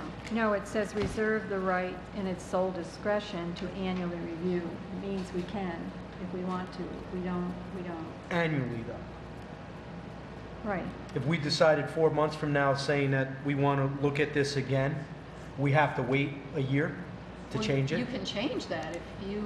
I can put in there, you have the right to review it and revise it at any time if you want to do that. I The mean, developer wouldn't appreciate us No, I wouldn't think so. changing.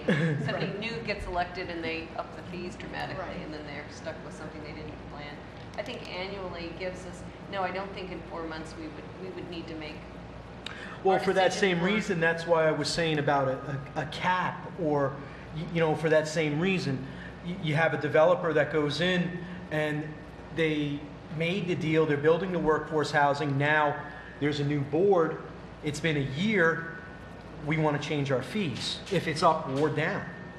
But they do have the option Of paying up front.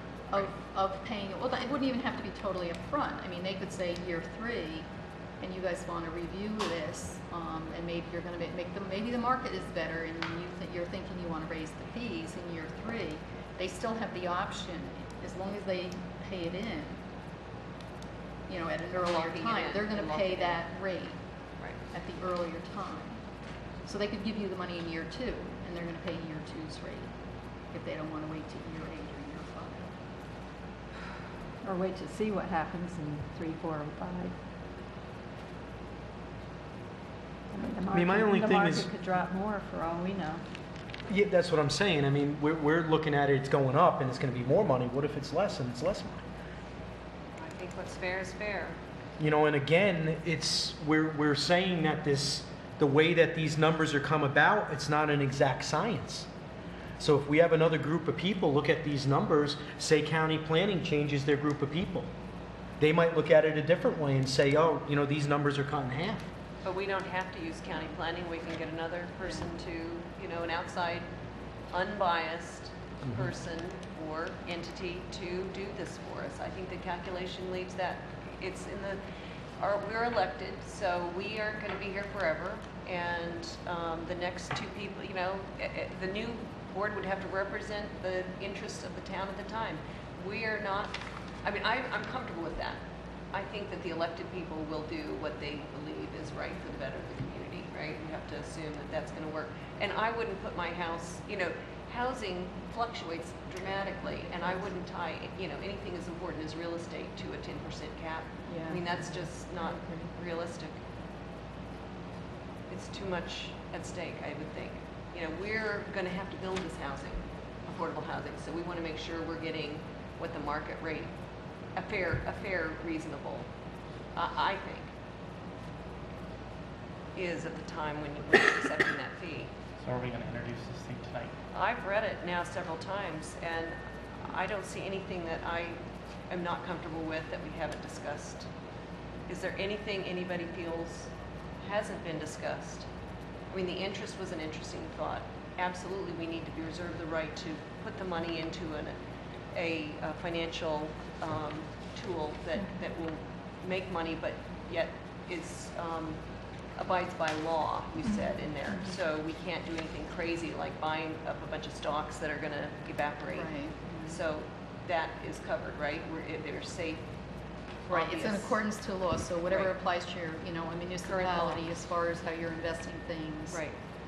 We'll follow that Right. procedure. Okay. We're going to have a public hearing and we'll get feedback from the public Right. at that time. I feel ready. Do you feel ready, Gretchen? No, I really want to take a look at it in conjunction with the zoning code. It's got to fit in there specifically. And I really want to go over it and carefully make sure. Well, the zoning code is quoted all through here. I want to double check it. This is a local law, like you said earlier, Vicki. It's not just a resolution or even a motion, and I think it requires just a bit of consideration and caution. And I don't see the harm You in. want to review the local, you actually want I to just go wanna- on the code, right? I just want to go over it with the code right in front of me. We got it at 4:52 p.m. I just want to You want- make Well, sure. there was only, a minor change from the original? But there's a change. But it had nothing to do with the zoning. Does any of the change in here have to do with anything in the zoning code? There was nothing changed, well, the whole thing is zoning. There was nothing changed, the section number to fit it into the code under that subsection N, because, you look at the workforce housing law, you've got to fit it in there, and I don't see the point of making a new section elsewhere where you've got fee in lieu of.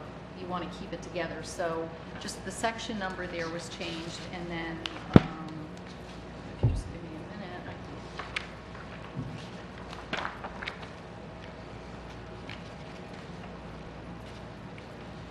The separability clause, which says if any part or provision of this local law or the application to any person or circumstance be adjudged invalid by a court of competent jurisdiction, the judgment shall be confined to its operation to the part or provision or application directly involved in the controversy in which such judgment shall have been rendered and shall not affect or impair the validity of the remainder of the local law or the application thereof to other persons or circumstances.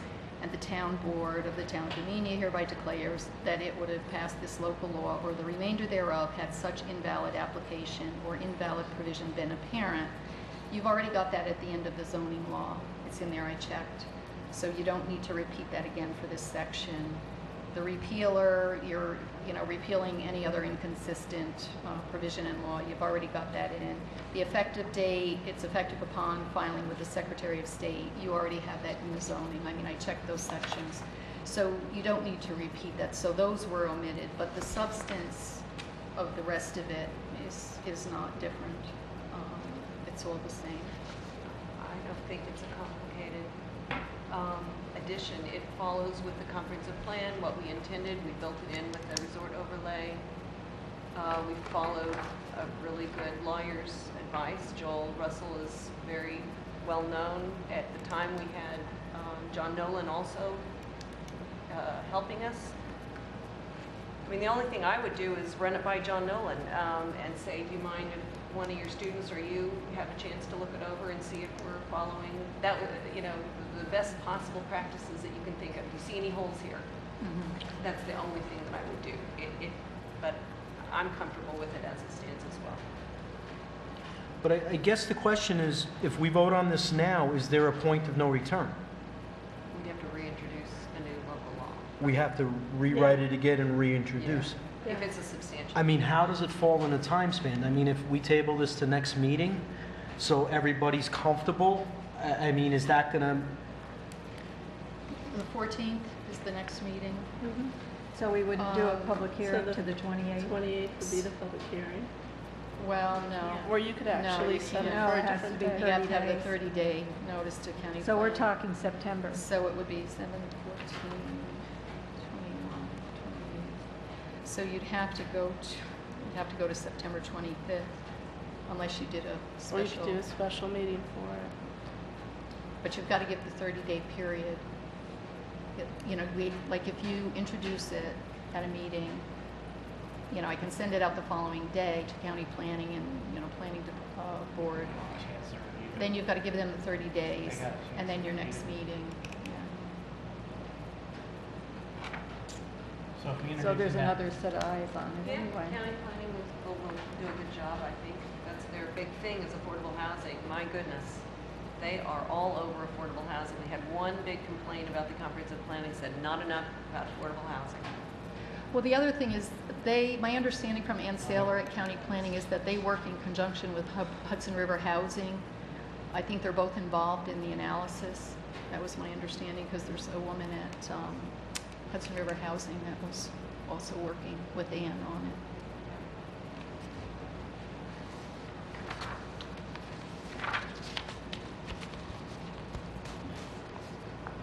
Well, if we're gonna have eyes from the county planning department, I don't see a problem with us just introducing it now. We're gonna have the public hearing. We'll have input from the people. We'll have input from the county. Just to get things started. I know that the last meeting we had, they really just want us to. This has been kind of stalled for quite some time, so I would think that we need to kind of start moving forward with it, you know. That's just my take on it. Resolution number 28. Introducing proposed local law number 2 of 2014 entitled "A Local Law Establishing a Fee to be Paid in Lieu of Providing Workforce Housing," to schedule a public hearing on said local law and to authorize publication of notice of said public hearing at a regular meeting of the Town Board of the Town of Amenia held at Amenia Town Hall on the 24th day of July 2014 at 7 p.m. Town Supervisor Victoria Perotti called the meeting to order. And I make the motion, seconded by Councilwoman Doyle. Introduce the following local law to be known as proposed local law number 2 of 2014 entitled "A Local Law Establishing a Fee to be Paid in Lieu of Providing Workforce Housing." Now therefore be it enacted by the Town Board of the Town of Amenia as follows. Section 1, Statement of Purpose and Intent. The Town Board of the Town of Amenia previously adopted the Town of Amenia, New York zoning law on or about July 19, 2007, in which the Town Board recognized the need for affordable housing in the Town of Amenia. The zoning law provides in relevant part at Section 121-42N that the Town Board may establish by separate law a fee to be paid into a dedicated town workforce housing trust fund as an alternative to the construction of workforce housing where such housing is either mandated or available as a condition of a density bonus. The Town Board has determined that it is in the best interest of the Town of Amenia to adopt a local law establishing a fee to be paid into a dedicated town workforce housing trust fund as an alternative to the construction of workforce housing, where such housing is either mandated or available as a condition of a density bonus. And it is the purpose and intent of this local law to establish such fee. Section 2, Amendment of Town Code and Town Zoning Law. A new section N:1 is hereby added to Section 121-42 entitled Workforce Housing of Chapter 121 entitled Zoning of the Town Code of the Town of Amenia, the language of which is annexed hereto as Attachment A. Section 3, Supersession. Pursuant to New York State Municipal Home Rule Law, provisions of this law are intended to supersede any inconsistent provisions of state or local law. Section 4, Effective Date. The local law shall take effect immediately upon filing with this state's Secretary of State. Pursuant to the Municipal Home Rule Law, the State of New York, it is necessary to hold a public hearing on this local law. I guess I offered the following resolution, which was seconded by Councilwoman Doyle, who moved its adoption. Whereas on July 24, 2014, the Town Board introduced this proposed local law for the Town of Amenia to be known as Town of Amenia Proposed Local Law Number 2 of 2014, entitled "A Local Law Establishing a Fee to be Paid in Lieu of Providing Workforce Housing." Now therefore be it resolved that a public hearing be held in relation to said proposed local law as set forth in the form of notice hereinafter, provided at which hearing parties and interested citizens shall have an opportunity to be heard, to be held at the Town Hall on August 28th. I think that's our second meeting. Right. 2014 at 7:00 p.m.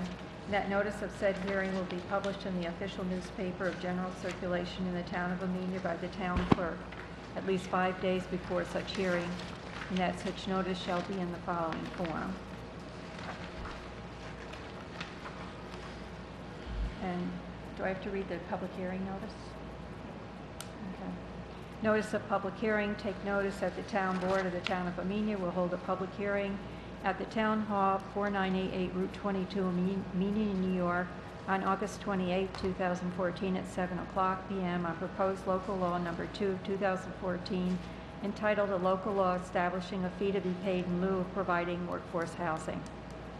Take further notice that copies of the aforesaid proposed local law will be available for examination at the Town of Amenia, Town Hall, 4988 Route 22, Amenia, New York, during normal business hours on all business days between the date of this notice and the date of the public hearing. Take further notice that all persons interested in citizens shall have an opportunity to be heard on said proposal at the time and date aforesaid.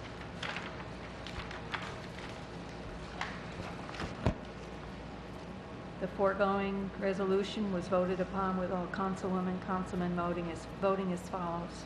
Supervisor Perotti? Yes. Councilwoman Doyle? Yes. Councilwoman Hitzelberger?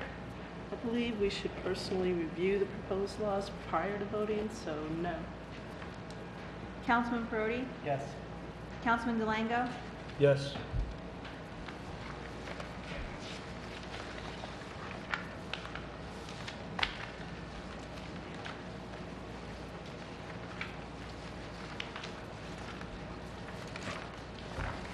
Sidewalk resolution. 29. Resolution to remove sidewalks along the northerly side of State Route 44 to the west of its intersection with State Route 22 from approximately house number 5307 to house number 5319. Be it resolved by the Town Board of the Town of Amenia, hereinafter Town Board, duly convened at a regular session as follows: that after conferring with the Town of Amenia Superintendent of Highways, a certain section of old sidewalks located along the northerly side of State Route 44 to the west of its intersection with State Route 22 from approximately house number 5307 to approximately house number 5319 has aged and deteriorated, and conditions as they currently exist are not conducive to the continued safe area of such areas for purposes of sidewalks for the general public. 2, that after conferring with the Town of Amenia Superintendent of Highways, the conditions currently existing at such location which interfere with the continued safe use of the area for purposes of sidewalks for the general public cannot be remedied by replacement of the existing sidewalks due to issues including but not limited to topography, design, and location of driveways. That is in the best interest of the Town of Amenia and the general public to follow the recommendations of the Town of Amenia Superintendent of Highways to remove the subject sidewalks and to restore the subject areas by either seeding with grass seed or installing item 4 gravel in areas where driveways are located. And 4, that upon inquiry made by the Town Board's attorney to the New York State Department of Transportation, hereinafter State DOT, the Town Board's attorney has been advised that the record plans for State Route 44 indicate that subject sidewalks are located within New York State's right-of-way, that the State DOT bears no responsibility for maintenance of said sidewalks, that in order for the town to perform work on the subject sidewalks, a highway work permit must be obtained by the Town of Amenia from the State DOT, that based on all of the foregoing and after due deliberation, the Town Board has determined that it is in the best interest of the Town of Amenia to proceed with the proposed work as described herein, subject to and on the conditions set forth herein, and to apply to State DOT for a highway work permit to remove the subject sidewalks and for approval of the proposed plan for restoration of the area. And 6, that the town Supervisor Victoria Perotti and the Town of Amenia Superintendent of Highways Stanley Whitehead are hereby authorized to sign any and all applications for a state DOT highway work permit as required for the above described work on the subject sidewalks at adjacent areas, and to sign any proposed plans for the removal of said sidewalks and the restoration of the subject areas as described herein. And Town Supervisor Victoria Perotti is hereby authorized to approve and sign any further requirements or conditions as may be required by the state DOT for the completion of the subject work. 7, that subject to and upon receipt of the state DOT highway work permit for the subject work, the Town of Amenia Superintendent of Highways shall proceed with the work described herein in accordance with all highway work permit conditions, the state DOT approved work plans, and any specifications and/or conditions agreed upon by the Town of Amenia and state DOT. The foregoing resolution was made by I'll second it.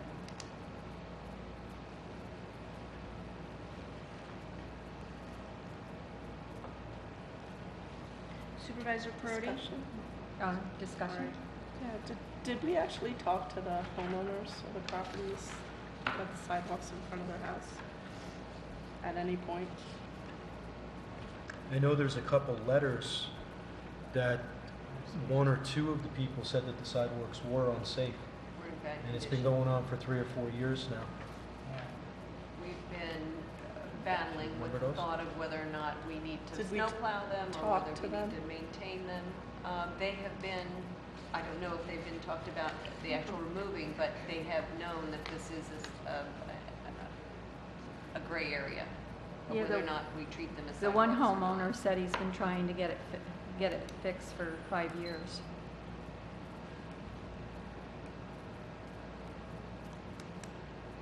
I spoke to him. The long and short of it is that we are not, it doesn't, those sidewalks are not in the right place for reality. They are, No, I've heard our internal discussions here. I was just wondering if anybody actually spoke to the property owners, that's all. That's my only question.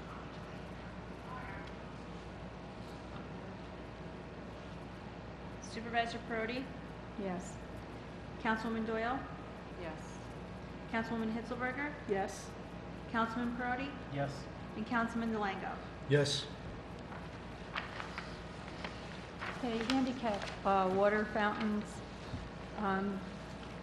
I got some prices on water fountains to replace some of the little children's water fountains that we have here.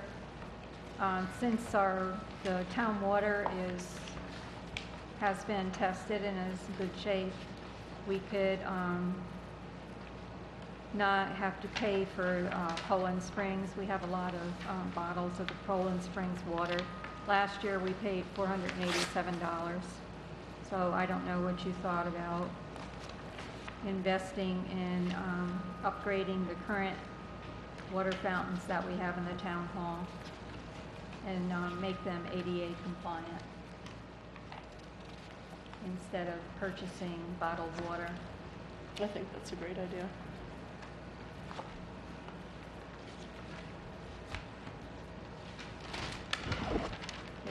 There would be, I'd have to get an estimate of what the actual electric would cost. I have an estimate from John Scott, who currently works for the town of Amenia, and also estimates of Victoria, several kinds. So, we can, it isn't something we have to decide tonight, but I just wanted to bring it up to you. is it that the old water fountains don't work, or they're just not handicap compliant? Well, they're children's, and some of them don't work either. They don't work. I've tried. Because I know we were talking about maybe raising them up to regular height and stuff like that. I don't know. They aren't handicap compliant. Okay. None of them are. So I could get, more complete prices if that's something you think you want me to pursue. I think it's worthwhile because our only option for getting rid of the Poland Springs option is to provide working drinking fountains, right? Right. Okay, then I think that we should pursue more specific pricing and then budget for it in fall and see how our numbers work out. Yeah. If we can afford it, let's do it. If we can't, we click off. Okay. But we do try and do that. I think that's a good goal. Okay. I see it as just one of the upgrades that we're making to the building itself. For greater efficiency. For greater efficiency, yes. Okay, response to CAC report on the Peaburn property. One of the responses is that our attorney Denise Fitzpatrick wrote a letter to the DEC saying, I represent the town board of the town of Amenia. Dave Reagan, chairman of the Amenia Conservation Advisory Council, reported to Supervisor Victoria Parodi on June 24, 2014, regarding meetings and site visits he had recently with Dominic Peaburn, the reported principal owner of Washed Aggregates, which apparently previously operated a gravel mine on properties in the town of Amenia just north of the hamlet of Wassaic off County Route 81. According to Mr. Reagan, Mr. Peaburn reported there are previously 13 55-gallon barrels containing waste oil near the crushing plant.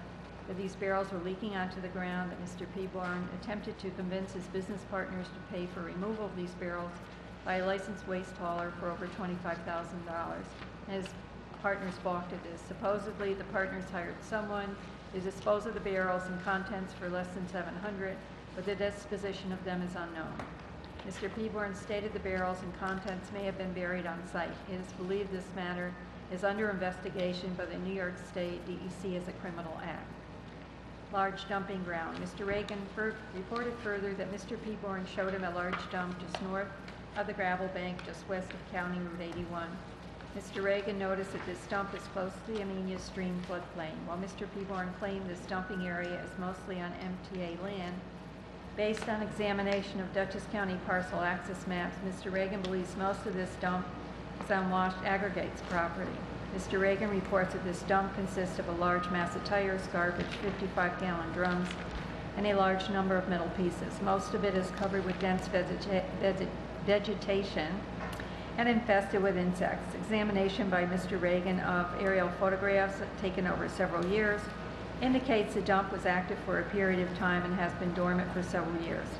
A smaller nearby dumping area consists of partially buried 5-gallon containers that are allegedly filled with some substance. Mr. Reagan believes DEC is aware of this dumping area also. Unreclaimed gravel mine. Mr. Reagan notes that the unreclaimed gravel mine is not within the town soil mining overlay district. One question is whether there is an active permit issued by DEC for this mine. Mr. Reagan reported that there is a great deal of machinery, several trailers, and partially raised structures in this area, and there is not currently an exit. There is no security in the area as easily accessible from both County Route 81 and Metro North Wassaic Station. Mr. Reagan reported a serious washout on the property in the berm that divides the gravel bank from County Route 81, that there may be a danger of a car or pedestrian falling into the mine from the roadway. North Farm. The northern part of the property is known as North Farm. Mr. Reagan reports a construction and demolition dump is present, that this is located in the floodplain. Mr. Peaburn identified some evidence of dumping on another portion of this property. They seem to have at least 2 55-gallon drums. Mr. Reagan has provided via email some photographs of these sites and some of the conditions he observed. Mr. Peaburn advised Mr. Reagan he is in litigation with his partners and that he is bankrupt. The Amenia Conservation Advisory Council has expressed concerns with potential threats to surface and groundwater at this time. Please advise whether the matters set forth herein have been reported previously to New York State DEC, whether an investigation has been conducted or is in progress, and if so, what actions are currently being taken to address these matters. The town and I would be interested in arranging a meeting with your office to discuss these matters and any actions necessary to resolve the issues presented. Thank you for your assistance. In addition, related to the area about the County Route 81, where the serious washout had occurred in the berm, I sent that information to Greg Bentley, Dutchess County Engineering, and in addition, I also sent that email with that information to Robert Balkine, who's part of the Highway Department. at Dutchess County. And in addition to that, John Fenton, our code enforcement officer, has issued a notice of violation order to remedy on July 16, 2014. According to the Town of Amenia's local code, you are in violation of Section 82-3B, open storage of one or more junk or abandoned vehicles, junk trailers, or junk farm equipment shall not be permitted on public or private property within the Town of Amenia, except as permitted in junkyards or automobile dealerships by this chapter. You are hereby ordered to remove all abandoned junk farm equipment, abandoned junk trailers on the above-mentioned parcel by August 6, 2014. A reinspection of your parcel will be scheduled on that date. If the violation still exists, legal action will be taken against you. So this is the town's response to these violations. Did we hear from DEC as to whether or not they were acting on the barrels of oil that were reportedly? I have not gotten any responses yet. Nothing? Wow. I believe the Trail of the Train project update we talked about during the grant report. The next item of business would be approval to pay claims. We have an abstract with the list of the bills that are to be paid this month.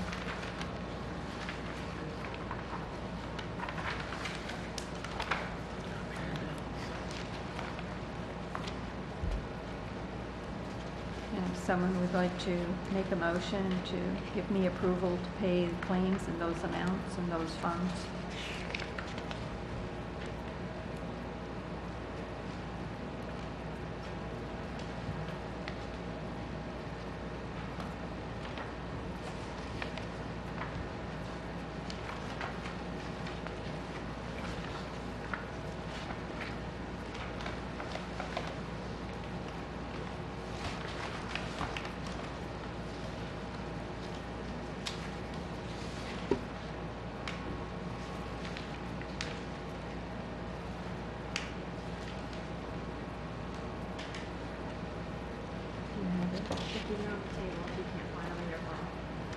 I just can't reach, I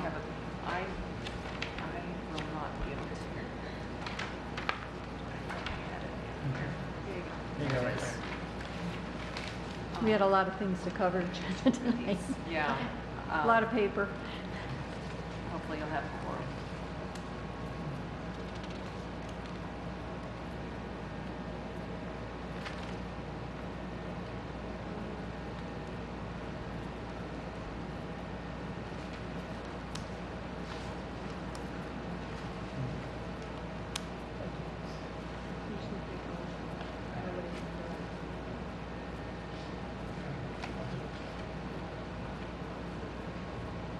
I move that I'd like to make a motion to pay the claims. To read the funds. General Fund A, $41,238.75. Highway Fund DA 0, $34,048.50. Wasaic Lighting SL2, $78.51. Amenia Water, $3,254.70. Landfill, $22,685.98, for a grand total of $101,306.44.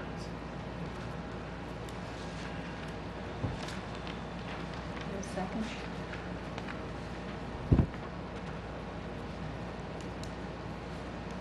I second.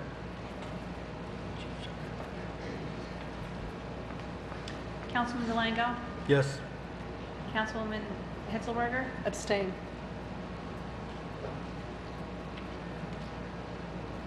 Supervisor Perotti? Yes. Councilwoman Doyle? Abstain. I'll say yes. Councilman Perotti? Thank you.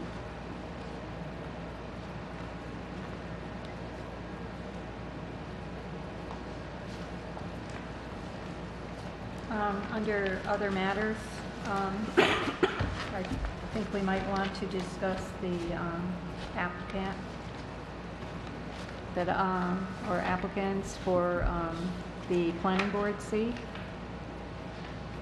We had one application that came within the noticed deadline. I would like to mention that I did get an email from Brenna Mead, who was the other applicant, but missed the deadline. She thought it was that day, didn't realize there was a time deadline for getting it in. She said, I must have missed the information about a noon deadline on the website. I only saw the date. So I'd assumed that as long as I got it in on that date, it was viable. Apologies to have not seen that, although I thought I had been thorough. It seems like it's a big responsibility for anybody to apply for this position, being it's for 7 years, to be on a planning board seat, and there's a lot of really important issues. I don't see the harm in that we would interview both applicants, but it's up to the board. It's completely their discretion. I know we have extended deadlines before, and I know that she's a new resident, a relative, not a brand new resident, probably 2 years here, but I applaud her for putting in her application. She's completely fine to apply in future options, but I don't see why we wouldn't extend the deadline for a second good applicant who is well-meaning and well-intentioned. I don't know that our website absolutely put the time on. Maybe it I did check. The time was on the website, and I would just like to mention that at the previous opening in the planning board, there were applicants whose applications were late, and they were not considered, with no exception. Okay. So I just want to So we put have that not out there. accepted applicants after a After the deadline has specified met. date Yeah. and time. Okay. I would still consider her, but that's, it's everybody up to you. Proceed. Okay, my question is where, it was just on the website? It wasn't in the newspaper as well, or? It went to the newspaper, but it does not appear that it went in. Whitney acknowledged receipt of the ad, but it wasn't put in as a legal ad. It was put in as a Press release. Press The release. press release. So it Which is doesn't have to optional. get, Right. it's not a guarantee. It was also announced at several board meetings, and it was posted on the town clerk's bulletin board. And on Channel On 22. Channel 22. So we've, We covered all the bases. And it did say new. Okay, so the name of the applicant who did, we did receive an application at 8:25 a.m. was Eric McEnroe. He'd like to express his interest in the position currently available in the town of Amenia Planning Board. For generations, my family and I have benefited from the local community. I feel it's time to give back, and it would be a privilege to serve his community in this capacity.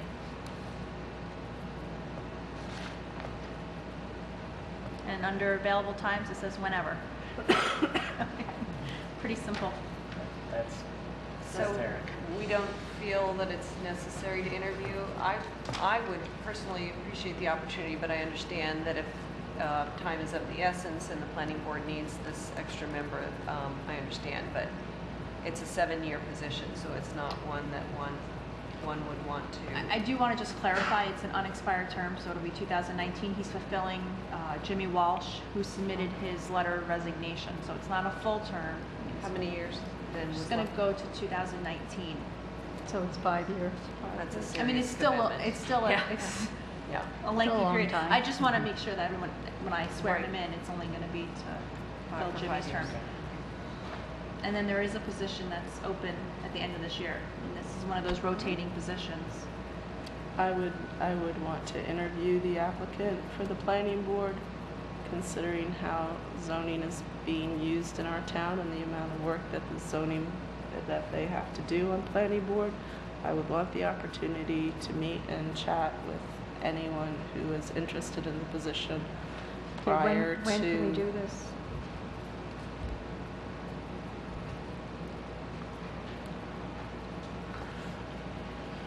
The issue that I have, there was a deadline. The last time we went through interviewing applicants, I brought up an applicant that missed a deadline. And it was we didn't talk about it. Again, it is a 7-year position. It does take a lot of commitment. Why do you wait to the last day to put in your application? I mean, as much as I do agree with Vicky, there is an application. There is a deadline. It's rules and regulations. If we don't have deadlines, why should we have deadlines then if we could just put them in whenever? So when would you like to interview this candidate?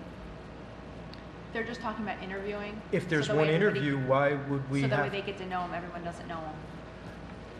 But, Or don't you think it's necessary? It's whatever the board, I mean, we're appointing them tonight, right? we can. There's one application. I mean, there's... To be honest with you, I really don't need to interview Eric. I know Eric. I grew up with Eric. I know his character. I know his qualifications. I know where he went to school. That's not So what I'm getting at. It's one person. it's one person. I agree. If it's not the right one person, you can person. always re-advertise. That's, Oh, when you appoint him, you appoint him. well, no, if you're going to interview, if you're looking to schedule the interview. Okay, the do you want question is to, do you want to or not interview this person, or do you want to appoint this person?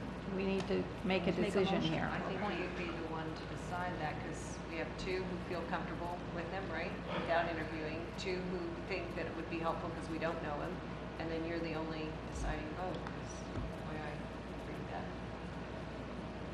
So it's up to you, All right. Well, right? I move that we appoint Eric McEnroe to the planning board effective immediately.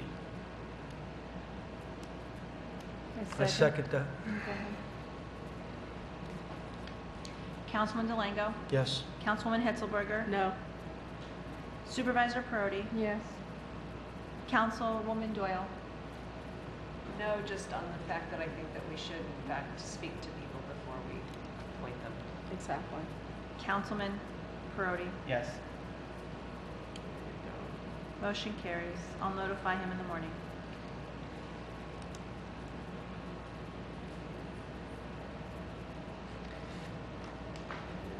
Public comment?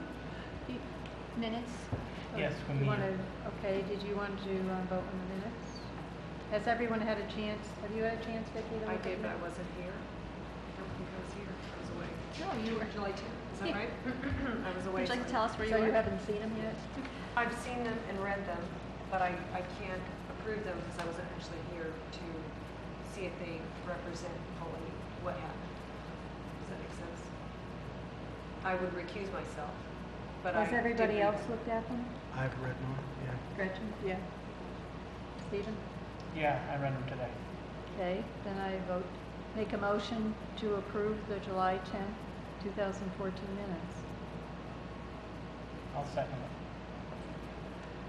Councilman Delango, Yes. Councilwoman Hitzelberger. Yes. Supervisor Perotti, Yes. Councilwoman Doyle. Yes. Oh, I'm sorry, abstain. Having gone through that whole reason. Been a long night. Councilman Perotti. Yes. Thank you. Okay, public comment? Yes. Tom Werner, Amenia. Mr. Fenton and I had quite a discussion. All of these things that we now have to fill out the forms and submit them, which I think is the right thing to do. But I think that the people should be aware of who has violations so that you don't, Who has Make- what? who has the violations. Oh, who has the violation? There should be a published list so that we can go through it and not fill out for the same violation more than once. And he agreed that it wouldn't be any problem. Is that agreeable with the board? I don't know. It's the first time it's ever came up to my knowledge. I don't know if that's what we want Yeah. to do, to have like a Is list. it going to be a secret posted. affair? No, I don't think it's secret, but I just don't know if we want to publish that and make a big statement. It's kind of a just little have to- evasion of, Foil it, yeah, you could foil it. yeah. Yeah, I just You're don't gonna have want to to foil advertise for it. everyone? No, I Well, think why he has would to you ask have to John know Fenton. everyone? Ask him. who's I in- don't particularly want to know I any mean, the of whole them. point, I mean, if a violation gets reported, I mean, How do you know it's been reported? how do I know? Because I get a copy of the order to remedy, Okay, you may. I'm just like we saying. all do. If, We know. If it's a valid one. Right. But you can talk to John Fenton or Katrina and ask if there's a particular property and a particular violation that you know of. You go in and ask John Fenton, this is the parcel number, here's the property owner, or a description of the location, and have they Yeah. addressed X, Y, or Z? I noticed the lawn is, exceeds the 8-inch, Well, I assume there's a laundry list, there's a laundry list. So, and I'm trying to avoid that.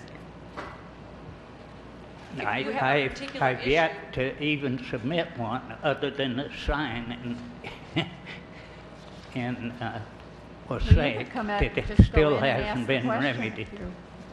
Just go in and ask the question. I mean, he's got files there. If there's anything in particular you have a question about. But Okay. as far as posting people's names, from everybody, there's been a complaint about, I mean, complaints have to be investigated. I mean, Oh, I'm it doesn't necessarily mean that, it's a valid complaint. I mean, every complaint gets investigated. If an order or remedy is what needs to be done, then that gets, that's what's to be done. But there's different ways that each complaint is handled. Okay.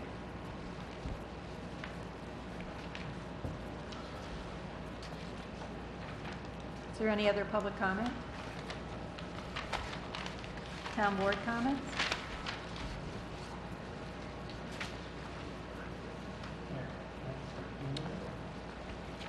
I got a couple. First thing, again, I don't want to beat a dead horse, but, constables with the firearms. It's something that's, bothering me as far as the liability goes.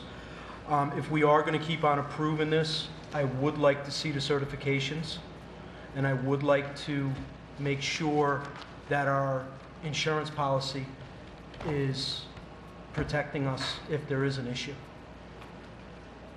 So do I get them directly from you, Dawn? I can get, they're in their employee folders, and the Okay. first resolution of this year that you approved Okay. showed what weapons that they're certified on, and those specific descriptions of the Well, I weapons would like to see the come from the certifications. employee folders, they're all in there. They have to Okay. do their annual in-service every year. It doesn't just include firearms. Can you forward them to me, or I just have to come in and Why get don't you them? go in and see Annette, so that way they're not being sent by email and become viral, because there is some confidential information that's on those.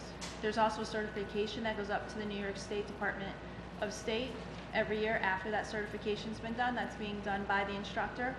In December of every year, the form comes through, and then the supervisor has to sign off on it that they've gone through all of their training. Okay, good. But we should have a copy of them, right? They're in their employee folders. Beautiful. And then, I guess the insurance policy, The insurance carrier, Byron Barnes, meets with us every year. He usually meets with the supervisor. He used to meet with Lana, myself, and as the supervisors had, gone in the past, Byron comes in, sits down with me, asks me if they've all been certified and does their training. I pull out their training. It happens to be that I do have a copy of all of their certifications. Should they ever have to pull their firearms and the supervisor is not available because it's locked in a vault, it's locked also in my safe in the courtroom. That way, if there is an emergency, I can easily get to it. okay? So, I mean, I know what their certifications are, and I welcome you to come in anytime. The certifications we talked about already, it's the insurance I'm talking about And then the now. insurance Byron Barn comes in, and he makes sure that we've all done whatever we need to do, and that's when we get bonded. He asks questions specifically about the constables and their training. I understand that, It's but part of the intake that he does with the town. I guess you're not getting what I'm asking. What Are are they we covered? covered Yeah, for? we're covered. I know we're covered. What are we covered for? $500, $1,000, $10,000? What are they each, $1 million? I don't know the exact policy. Well, this is, I mean, you're this welcome information to is from ask Byron Barnes, or Yep. do Yeah, we? you Give can Byron just a give him call. a call. He'll Just tell give you. Byron a call? Yeah, Okay. just give him a call. But I think your other They'll let you question know what it that is. to Byron Barnes, in addition to how much are each one covered for incidents, but also when they are covering community events and hired by other groups or providing that information as a volunteer, are they still covered by our general liability? Is that right? When they're reimbursing, I think that was the question. Well, the talk that I had with Byron already about this is, even though the fire company is paying for them, they're still agents of the town. So the town is still responsible, no matter who does our pays for it. insurance go with them as they go off-site? According to perform Byron, yes. Another duty, yeah. Yes. Okay. So That's why we do the resolution. I mean, the amazing part, when you read the resolution, it says the local law that we adopted in 2007. We did not have a constable law prior to 2007. So as great coverage as they had in the Justice Department for thousands of years before that, there was never a local law that gave them any power at all. The individual that used to work there, I do recall, worked for the state. He used his his daytime employment certification as his nighttime job. That's no longer what is going on with our town constables. They go through training that is paid for by the town. These guys have gone up to Oriskany. They've gone down to Putnam County. I'm not doubting their training. No, that's but not their what it's training coming comes down to. with the questioning of them carrying their firearms. What I'm doubting is town the liability. That's what I'm doubting. Okay. And that's the issue. And I'm just asking you for the certifications and stuff. Yep, I'm not asking I'd for welcome you to first meet with the justification. supervisor, that's, make an appointment with her staff to meet with Annette. I'll be Beautiful. glad to be here, and you can contact. that's all I'm asking. I'm just And you can look asking. them up online as well. I'm not asking for justification. I'm just asking for paperwork. Yeah, And their employee you're folders. entitled. Very yeah. simple. So you know where to get it now. All right, what you good. need. The second thing, the planning board positions and conflict of interest and everything else. We're a small town. I mean, residents, we've known people for 30, 40 years, and, it's a small town. There's going to be conflict of interest. It's... These people are volunteers. They're volunteering their time. We're not perfect, and it just seems like to me there's vendettas that are going on. It just doesn't seem right to me. Again, we're volunteers. We're a small town. I'd like to think that we all have the good of the town in our hearts and in our mind while we're doing this.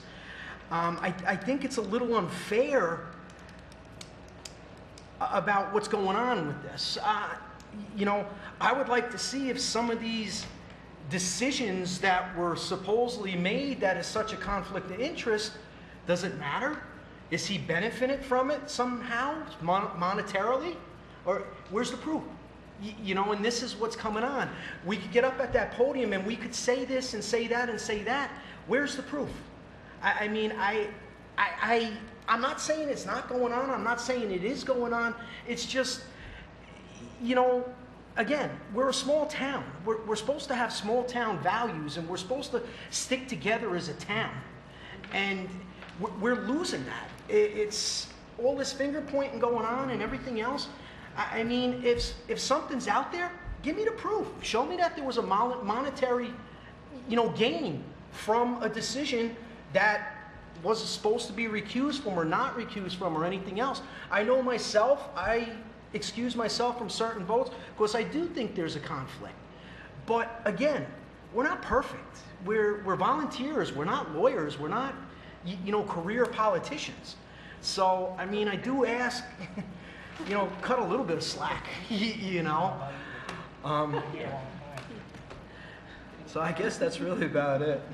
Is there any other town board comment? I would like to second that, and also just say that there is a process beautifully outlined in the letter to Mr. Collins from Victoria Perotti, stating that in order for the Amenia Town Board to request the advisory opinion of a written, documented, and sworn notarized complaint must be filed with the Town of Amenia Town Clerk with your name, address, and telephone number. You have to describe the documents which constitute the complaint. You have to use facts. You cannot bring frivolous charges about local officials that aren't documented and Right. properly submitted, as I read this letter. It prevents people who are working for the town in good faith, trying to figure out where they should recuse themselves, where they aren't. It's a personal decision at the time, as I understand it. We each have to look deep into our own thoughts and minds and read the code of ethics and understand if we've accepted payment for an applicant and that applicant is before us asking for approval for X, Y, or Z, or expecting something from the town, then we have to ourselves look into our own conscience and decide whether we need to recuse ourselves or not. There are lots of competing businesses. I could say, you know, you're competing with me on my turf. There's a lot of interpretation, and I think each one has to do it on their own conscience. And then if you, in the outside public, feel that there is a hint of conflict, then you go and do your homework. Don't stand up there at the podium and criticize the way the decisions we've made. You go and you factually put it down on paper. You follow the code of ethics and the laws that we have and put it through the proper channels. It's a cheap shot to come up here and say that you think X, Y, or Z should have recused themselves. You know, put it in writing, do it the right way, and we'll seek an advisory opinion. But don't bring frivolous accusations to people who have worked hard serving this town. As we all recognize, there was one applicant who made the deadline for putting in their planning board application. You wonder why people don't step forward to serve the town. It might be that there's an awful lot of grief that you get for putting in the hours and time that you put in to try and do a good job. We're not paid all that well. We are paid with the town board, but the planning board members are paid nothing from the town. They are serving, other than the chairman who gets a stipend of, what is it, $3,000 a year? It's nothing. For the amount of work that they do and the heat that they've taken, believe me, they're not doing it for the money. They could use their time much more effectively And again, doing something for real pay. I agree what you're saying about if it wasn't like this, we would probably have more applicants, more people that wanted to get involved. Because, I mean, some of the stuff is borderline personal attacks. I mean, and it's stuff that I think can easily, come on, two guys could go out, grab a beer and settle this stuff. I mean, it's just mold and, you know, it's kind of ridiculous. And it's just, I mean, I imagine my time is going to come eventually too.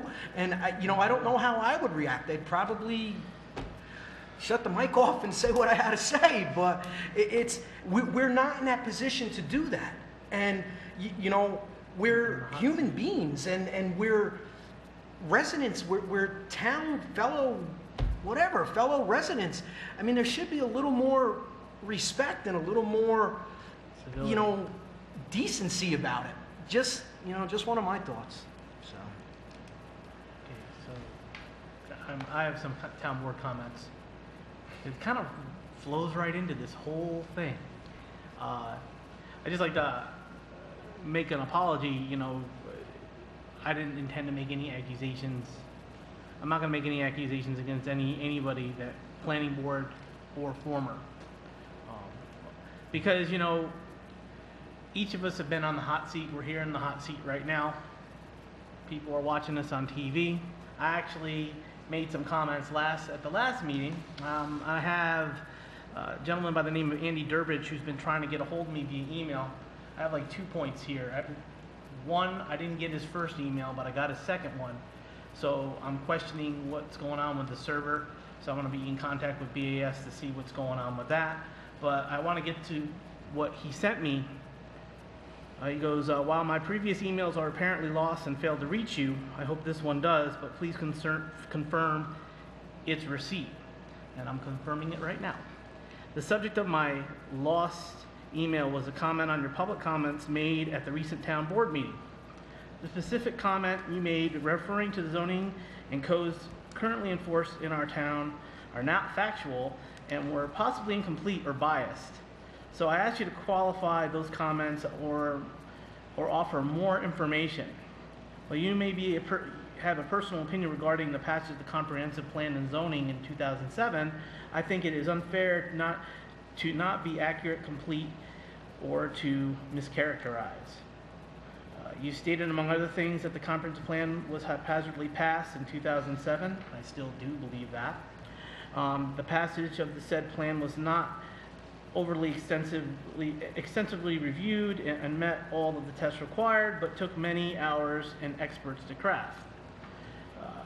That certainly does not qualify as haphazard, whereas I do believe, as do many others, that without it, we would most certainly be subjected to haphazard development. And now, in hindsight, we also see the rush to develop in 2007 as the recession began might also have been a bad idea. So your current choice of words caused me to ask why you see yourself as qualified to question the finely crafted work of the current laws. Do you have any real or detailed expert information that might require the town to follow your current suggestions, or are your comments simply the same personal views carried forward from 2007? The comprehensive plan and zoning are indeed living documents which may well deserve reasonable and regular revisiting, but suggest the sort of wholesale zoning U-turn specifically in one geographic area you name makes me wonder what your motives and reasoning are. It is well known of what your views were in 2007, specifically regarding the acreage north of the Amenia hamlet, was apparently still your current focus. If I'm not mistaken, you may have been potentially or personally advantaged by the real estate outcomes of the properties in the geographic area you named. If that is so, I believe you need to offer full disclosure when talking about these subjects, and more so now as an elected official. I do hope you can qualify your earlier statements and understand how your position as a representative of the residents and betterment of our town is your reason for holding office, and not to see the position or elected office as a personal platform for launching unqualified comments. Now, I take issue with them being unqualified. I've lived in this town and in this region for my whole life. I know how this area has grown and how it's been stunted by over-restrictive land use and zoning regulations. Case in point, they have a petition over there at Four Brothers Pizza because they continually are being harassed for their signage, for what is considered signage, which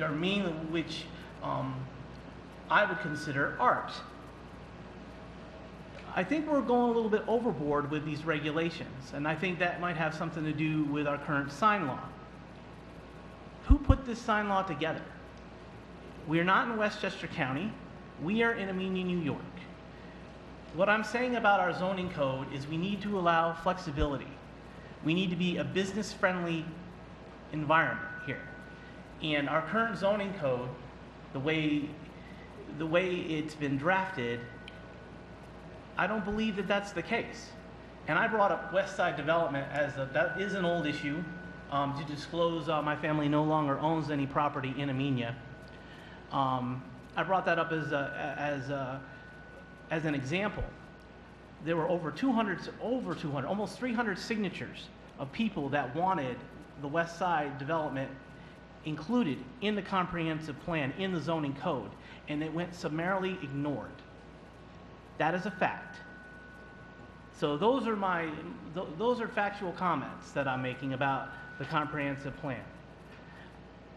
At the time, the board thought that it wasn't warranted to go that route, and that is their prerogative to do so. But I am my own person, and I have my own opinions and own beliefs about the future of the town of Amenia. I'm not saying that the Comprehensive Plan Committee or the zoning code is 100% dreadfully wrong. They did some good things, like the MCO district down there by Taconic DDSO. I firmly believe that that's where we should focus our industrial park. Is the ideal place for that, because it's all nice and good to talk about workforce housing and developing workforce housing when you don't have the jobs in your community to support that workforce housing. Taconic DDSO is going the way of the group home. We need to look to the future. It's all nice and good beautifying the hamlet of Amenia and beautifying the hamlet of Wassaic. That's great. I'm all in favor of doing that, but we need jobs. We need more polling corps. This is the same thing that I said when I ran for election here. And I believe that I have a commitment to my constituents who agree with me to push that forward. Do I mean to take a total, do I mean to go in take a total U-turn from what we've accomplished with the comprehensive plan? No. But there are aspects of the plan that we can work with. We can work with them. And I believe that we have the board here to actually get something done in a positive way. You know, maybe I was a little bit harsh at the last meeting, but you know, Mr. Durbridge has a right to his opinion, but I also have a right to mine, and I believe that I'm qualified. I was on the zoning board of appeals in the neighboring town. I was an assessor, and I am an educated man. I have what we call good old hometown common sense, and that's a good, valuable thing.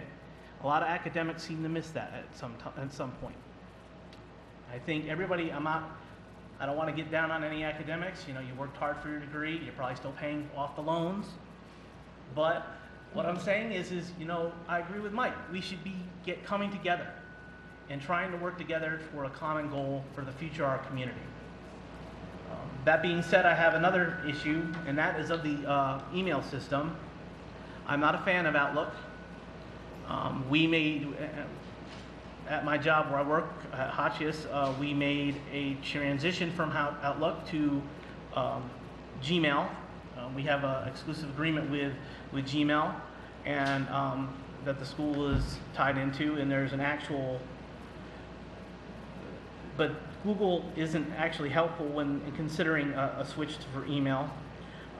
They tend to push these services to planning and implementing, such as planning and implementing migrations off to certified service providers. And I think that that's an option that we should consider. I find that from using Google Docs at my job, I find it a lot easier, more user-friendly, efficient, and just not cumbersome. But that's just my opinion, and I maybe think that that's a better option for us to consider. But in the meantime, I will contact BAS to see what happened to Mr. Durbridge's missing email. That being said, thank you for your time. If you have any questions, I'm pretty easy to contact. He doesn't necessarily have to email me. My cell phone number is 860-435. No, that's my work number. I apologize. Don't call me at work. 860, it's late, people. 860-480-8761. Okay? Thank you for your time. Okay, if there's no more town board comment. Just one really quick one. Sure. Stephen, we did at my employer, we did the switch over from Outlook to Gmail for the way the computer systems are set up here at Town Law. It's going to be a financial decision, but if it's something that you think we should look into. Yeah. Well, whatever you want to do, you know, I think what we'll do is the first thing is I'll call BAS. Yeah, that's what I recommend. They should be able to trace it and find out what happened. Okay. So, that was it. No, that's okay. You can speak as long as you want and say whatever you want. I just wanted to talk about a few events coming up. The Wassaic Project last Saturdays on July 26th. They invite the public to its last Saturday summer event. The Wassaic Artist Residency Open Studios will be held from 3 to 5. Folks can also tour the summer exhibition, Seeing the Sky at 4 p.m., and catch an outdoor screening of an indie film feature, Wild Canaries. The screening starts at sundown on the Gridley Chapel lawn across from Maxim Mills, 37 Furnace Bank Road. Would you also mention that the Wassaic Project Festival? Yeah, I had a piece on. Okay, good. The Wassaic Project Festival will be held from Friday, August 1st through Sunday, August 3rd. The Summer Festival is a free annual multidisciplinary celebration of art, music, dance, and community featuring more than 70 artists, 15 bands, film screenings, dance performances, and much more. Housed in the unique buildings and property of the Wassaic Project, the festivity escapes the white walls of traditional art spaces and focuses on site-sensitive installations and performances. The Wassaic Project is located at the Maxim Mills, 37 Furnace Bank Road, Wassaic. For more information, go to wassaicproject.org. The Town of Amenia Annual Senior Chicken Barbecue is August 9th of 2014. We currently have 165 people. That also include the takeout signed up. If the any of the board members are interested in serving, they can call ORFA at 877-0492. And that's all I have. Does anyone have anything else? Well, then I make a motion to adjourn. Second.